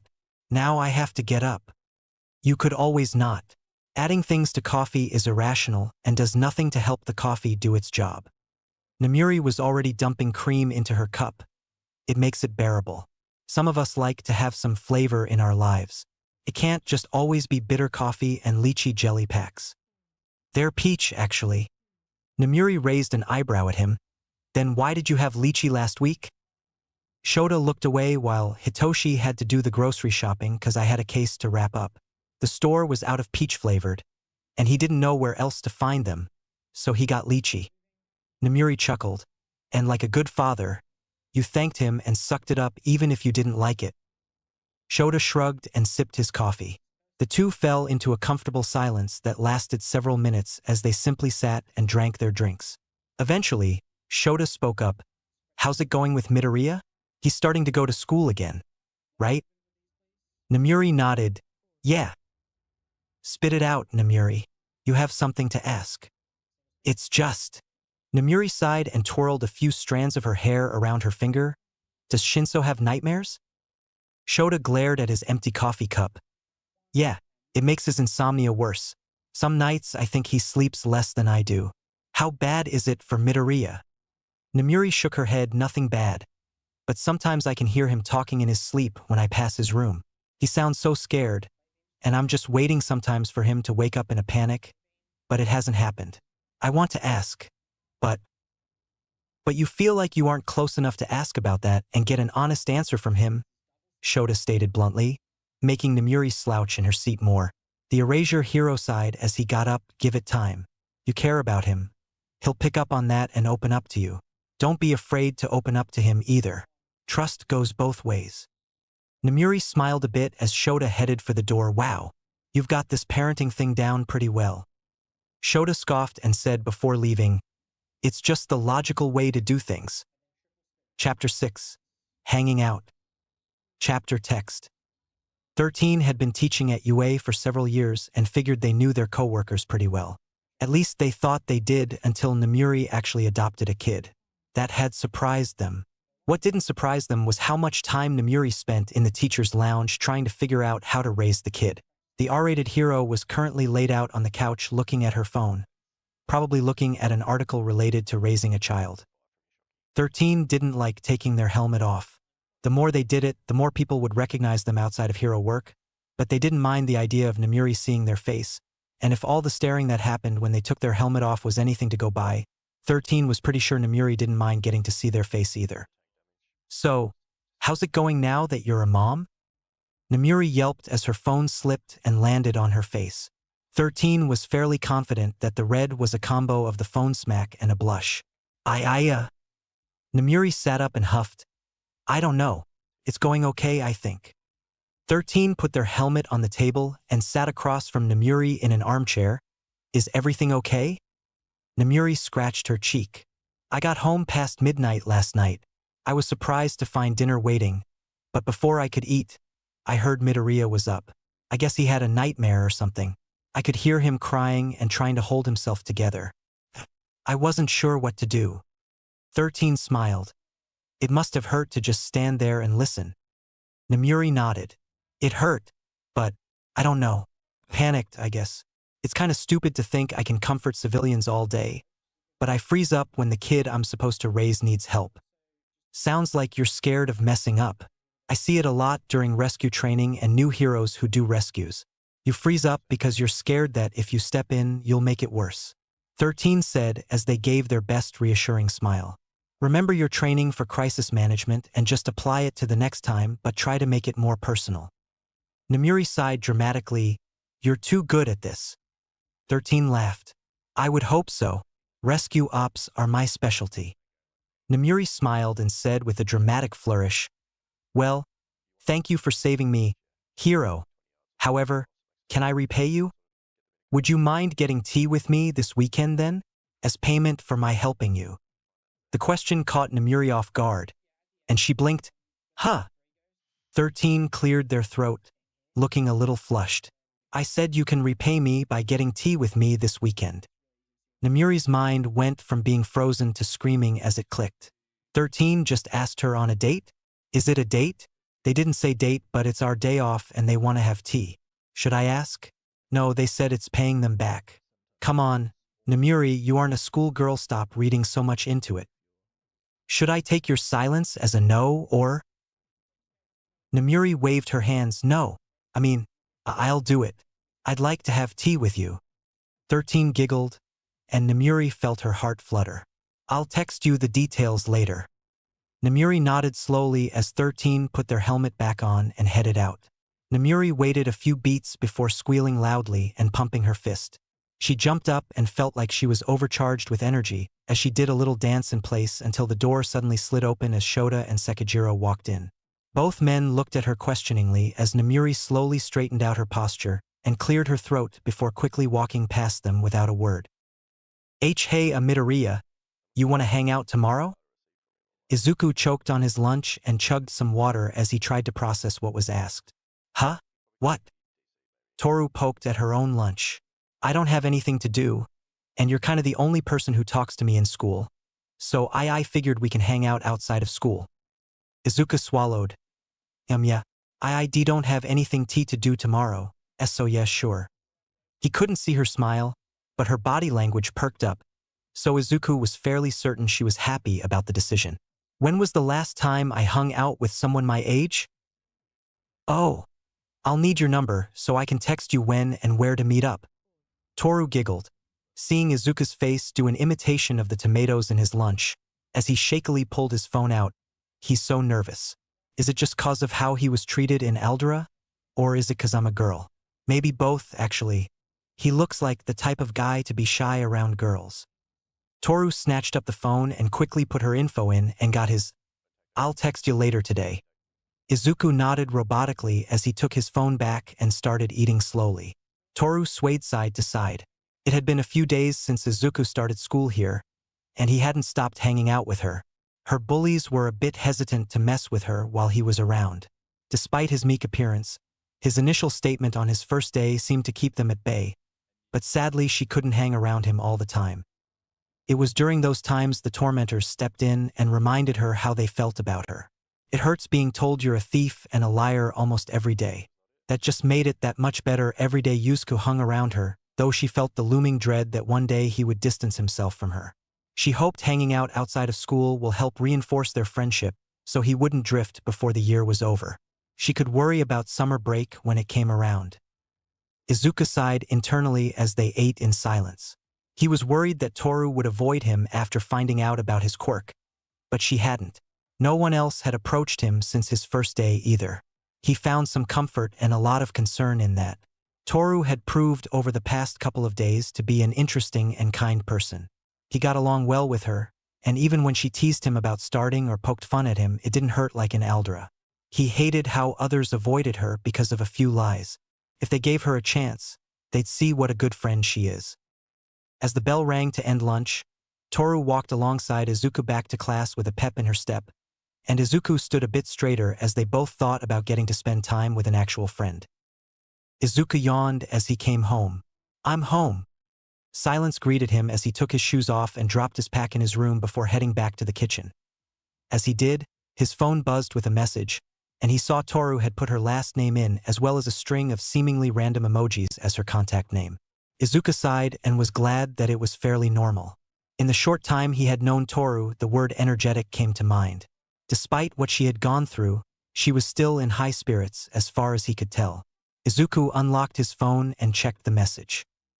Hagakure, hey Midoriya, hope I put the numbers in right. Izuku gulped as he realized this was the first time he had texted a kid his age. Her being a girl made him more nervous. He hated that. After taking a deep breath and shoving his thoughts away, he responded. Midoriya, yes, you did. Hagakure, oh yay. Alright, you remember the convenience store? The best one around. Midoriya, yes, I remember. Hagakure, good. Meet me there at 10. Izuku sent his confirmation and continued to text as he grabbed a snack. Gradually, as they talked about nothing in particular, he relaxed. He noticed a lot more time passed than he thought as Namuri came home. I'm home. Welcome home, Izuku said as he shot off a text. Namuri smiled, talking with Izuki? Izuku blushed, no. He regretted his stutter and his face's betrayal as Namuri got that smug look in her eye that meant she would tease him. Oh, could it be that Hagakure girl you've mentioned? Finally, got her number. Huh? I expected it to take longer. Color me impressed. Izuku's face flushed harder. What? No. It's just she wanted to hang out tomorrow dash. Namuri grinned, and Izuku cursed internally. Wow. Looks like both of us are going to be busy tomorrow. Izuku blinked. Huh. I'm heading out to have tea with a friend from work tomorrow.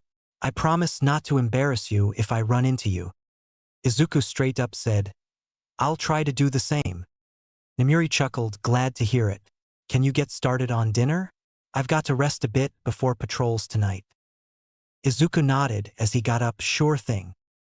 Izuku was nervous, and he could tell she was as well. Why are you nervous? Namuri smoothed out her shirt. I don't want to mess this up. It's just tea, but it's a start. Why are you nervous? You know, other than normal teenage boy nerves. Izuku blushed. This is the first time since I was 4 that I'm going to hang out with a friend. And they're a girl, Namuri whispered, making Izuku swat her away. Not helping. I don't want to mess up and lose the first friend I've made since, well, everything. Namuri smiled sadly and patted his head. You won't mess up. And even if you do, friends forgive each other. Hagakure sounds like a good kid, so I'm sure you'll be fine. Just be yourself and have fun today. Alright, kid. Izuku smiled. Thanks, Kayama. Sometimes I forget you can give good advice. She pulled him into a headlock and ruffled his hair aggressively. Who taught you to be sassy? Izuku laughed. Yasuda did direct your complaints to her. Namuri huffed as she let him go. I will when we go back to see her. She smiled as he adjusted his hair. Not that it mattered since the mass of fluffy hair seemed untamable. Have a good day, kid. I'll see you around for dinner.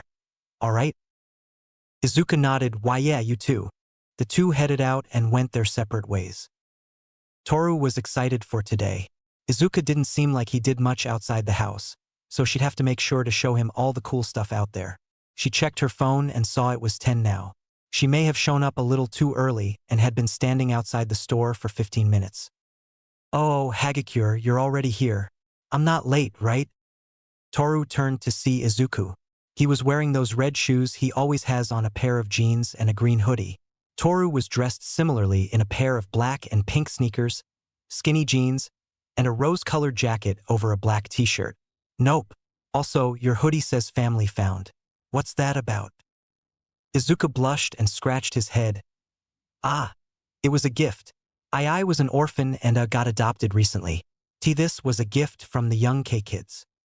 Toru grinned. I like it. It suits you. Izuku's face reddened more. Thanks, Waiwa, your outfit looks good as well. Toru giggled. That's good. But do you think this shade of pink matches my eyes? 'Cause I'm not sure. She nearly doubled over in laughter at Izuku's hesitant face.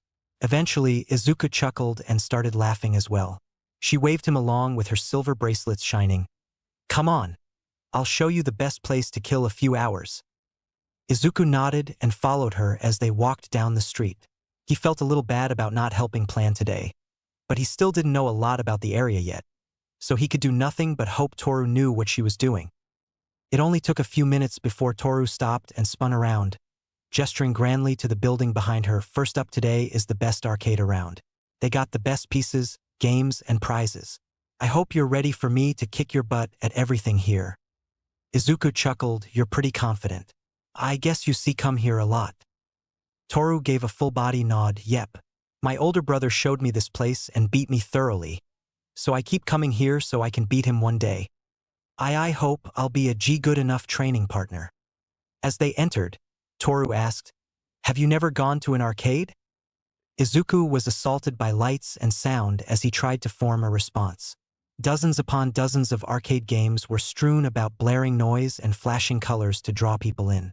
Izuku's brain skipped a beat, No, I haven't. I usually avoid these places. Toru slumped a bit before bouncing back to her usual energy. Well then, I hope today helps you realize what you've been missing. This is gonna be so much fun. Izuku gave his best smile and followed her deeper in. There was a bit of a learning curve with each game they played, but Izuku was a smart kid and a quick learner.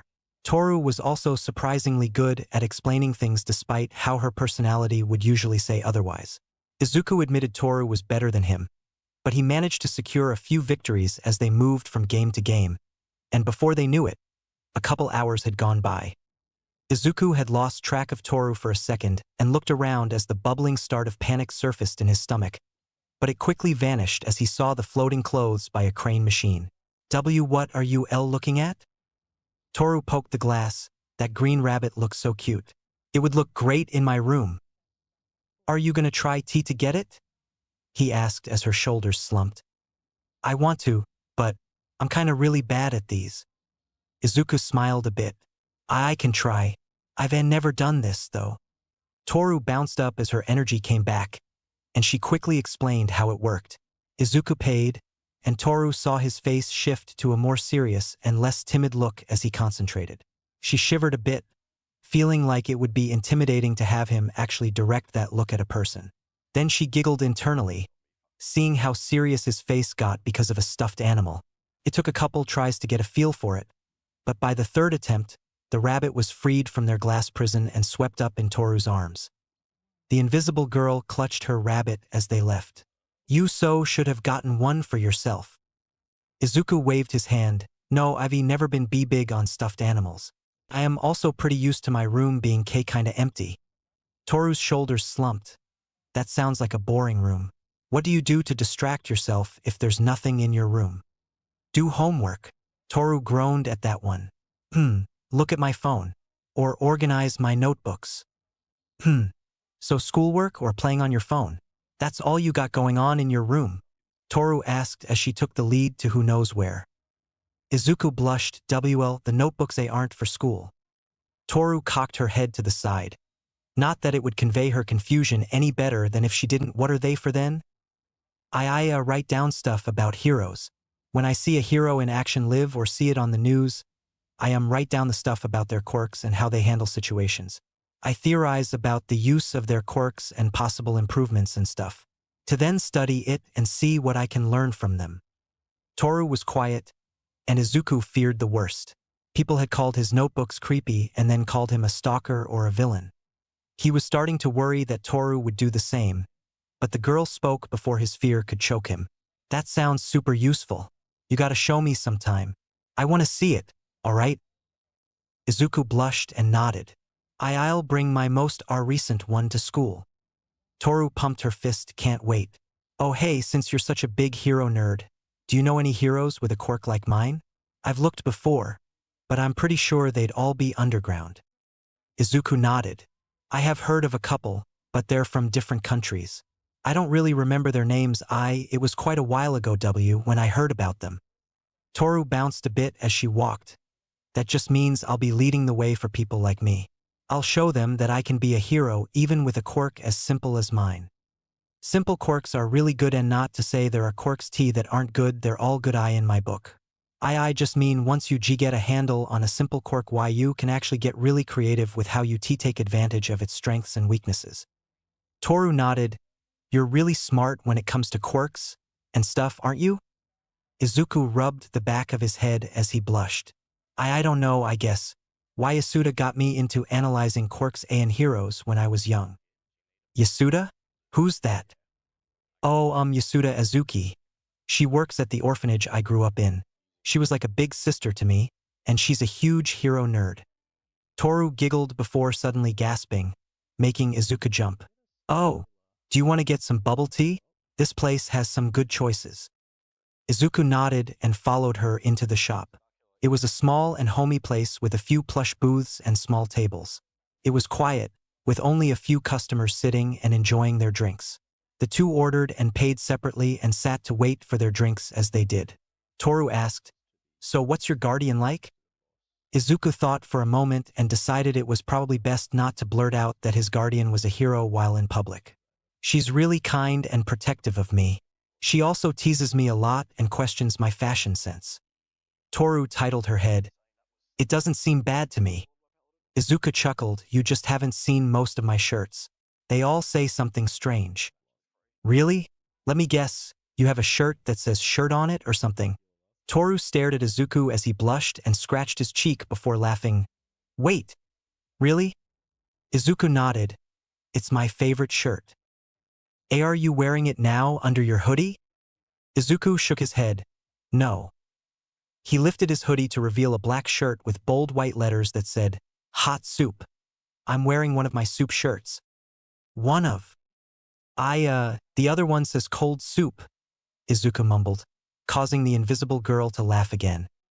Once Toru had gotten herself under control, she asked, "So what's your guardian's name? Oh, and what does she do for a job?"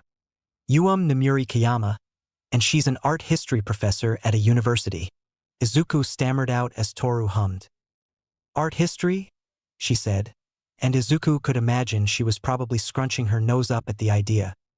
Despite her very playful personality, she is very serious about art history and its importance in the world. I questioned her on it at one point and ended up sitting through an hour-long lecture about it. She said it would have been longer, but she didn't have her laptop or a projector to show the various PowerPoints she had made. Izuku sighed as Toru dissolved into giggles again.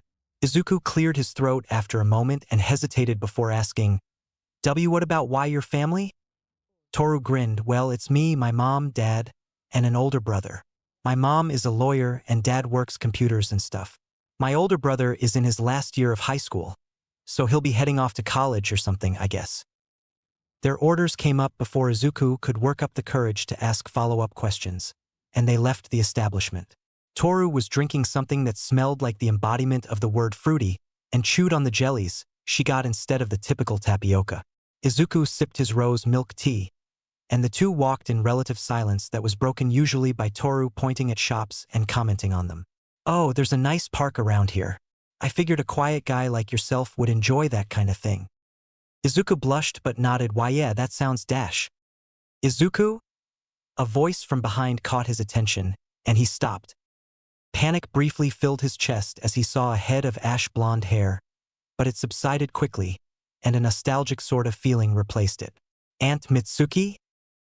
The older woman smiled as she approached. "It is you. Come here." Toru took his drink as he got swept up in a hug that crushed him. After a moment, the matriarch of the Bakugo family pulled back before anything else. "I wanted to apologize for everything." Her eyes flicked to Toru. "You didn't have to be as forgiving as you were, but I'm thankful, and so is Masaru." Izuku nodded. "Why, it's okay, Auntie." Mitsuki smiled as she stepped back. "You're looking better as well." "That's good." Izuku gulped as she got a grin he usually saw on Namuri or Yasuda before they teased him. "Now, are you going to introduce your favorite aunt to your friend, or not?" Izuku blushed as he took his drink back. Hagakure, this is Mitsuki Bakugo. She's basically like an aunt to me. My mom was good friends with her before she passed. Auntie, this is Toru Hagakure, a friend of mine." Mitsuki's smile faded a bit as she remembered her best friend. "It's nice to meet you, Hagakure. I hope Izuku's behaving himself." Toru giggled. "Oh yeah, he's a great friend. A bit quiet, but I can more than make up for the difference." Mitsuki laughed. "Good. He's always been a shy boy. Now I better get going. I don't want to be late." She paused before stepping away. "Also, I heard about your adoption, Izuku. I'm really happy for you." Izuku smiled. "Thanks, Auntie. Have a good day." With that, Mitsuki took her leave, and the two teens started for the park again. By the time they got there, Hagakure had finished her drink and disposed of the cup. As they walked, she played with the green stuffed rabbit's ears. So that was your mom's best friend? Yeah. She's a nice lady if a bit intense at times, and crude with her language. So, this may be rude to ask, but why didn't she adopt you? Izuku smiled sadly. I would have liked that back then, but to put it simply, they couldn't afford to. The Bakugo house is Auntie, her husband, and their son. All three of them have quirks that let them secret somewhat volatile chemicals, so they spend a lot on special clothing, furniture, and neutralizing agents to keep their house from going up in a fireball. They're not in danger of losing everything, but they also don't make enough to add one more growing boy to the mix. Toru nodded. Quirks can make things expensive sometimes. It sucks you couldn't live with them. Izuku shrugged and fought against the knot in his throat. It's for the best. Their son and I don't get along. Toru nodded. That would complicate things. Though having an adoptive mom that hot might make up for it. The sound of a hand slapping a mouth echoed as Izuku stared, shocked at the floating clothes. Toru slowly lowered her hand. I wasn't supposed to say that out loud. Izuku couldn't help but chuckle a bit, even as Toru punched his arm and told him to shut up. The two continued their walk through the park, with Toru groaning about developing her brother's bad habit of blurting things out. It's okay, Hagakure. I have a habit of mumbling what I'm thinking. It's pretty embarrassing sometimes. Toru perked up a bit. Well, I can't wait to see that happen. Izuku blushed and groaned as his friend laughed. They spent some time in the park simply walking around and talking aimlessly about whatever crossed their minds. Topics like heroes, funny videos, or memes they'd seen, stuff on the news, and random memories that came back to them.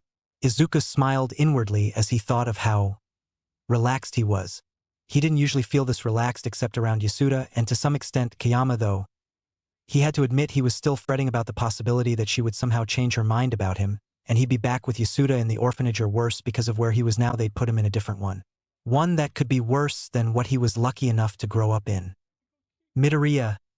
Hey Midoriya. Izuku flinched and looked at Toru. Huh? What happened? Toru tilted her head. You were mumbling, which while cute was concerning because it didn't sound like anything pleasant.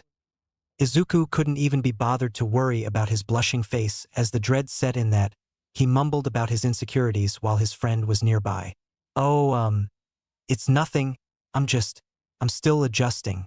I had pretty much given up on ever getting adopted, so I'm still a little shocked it happened. I think I get what you mean.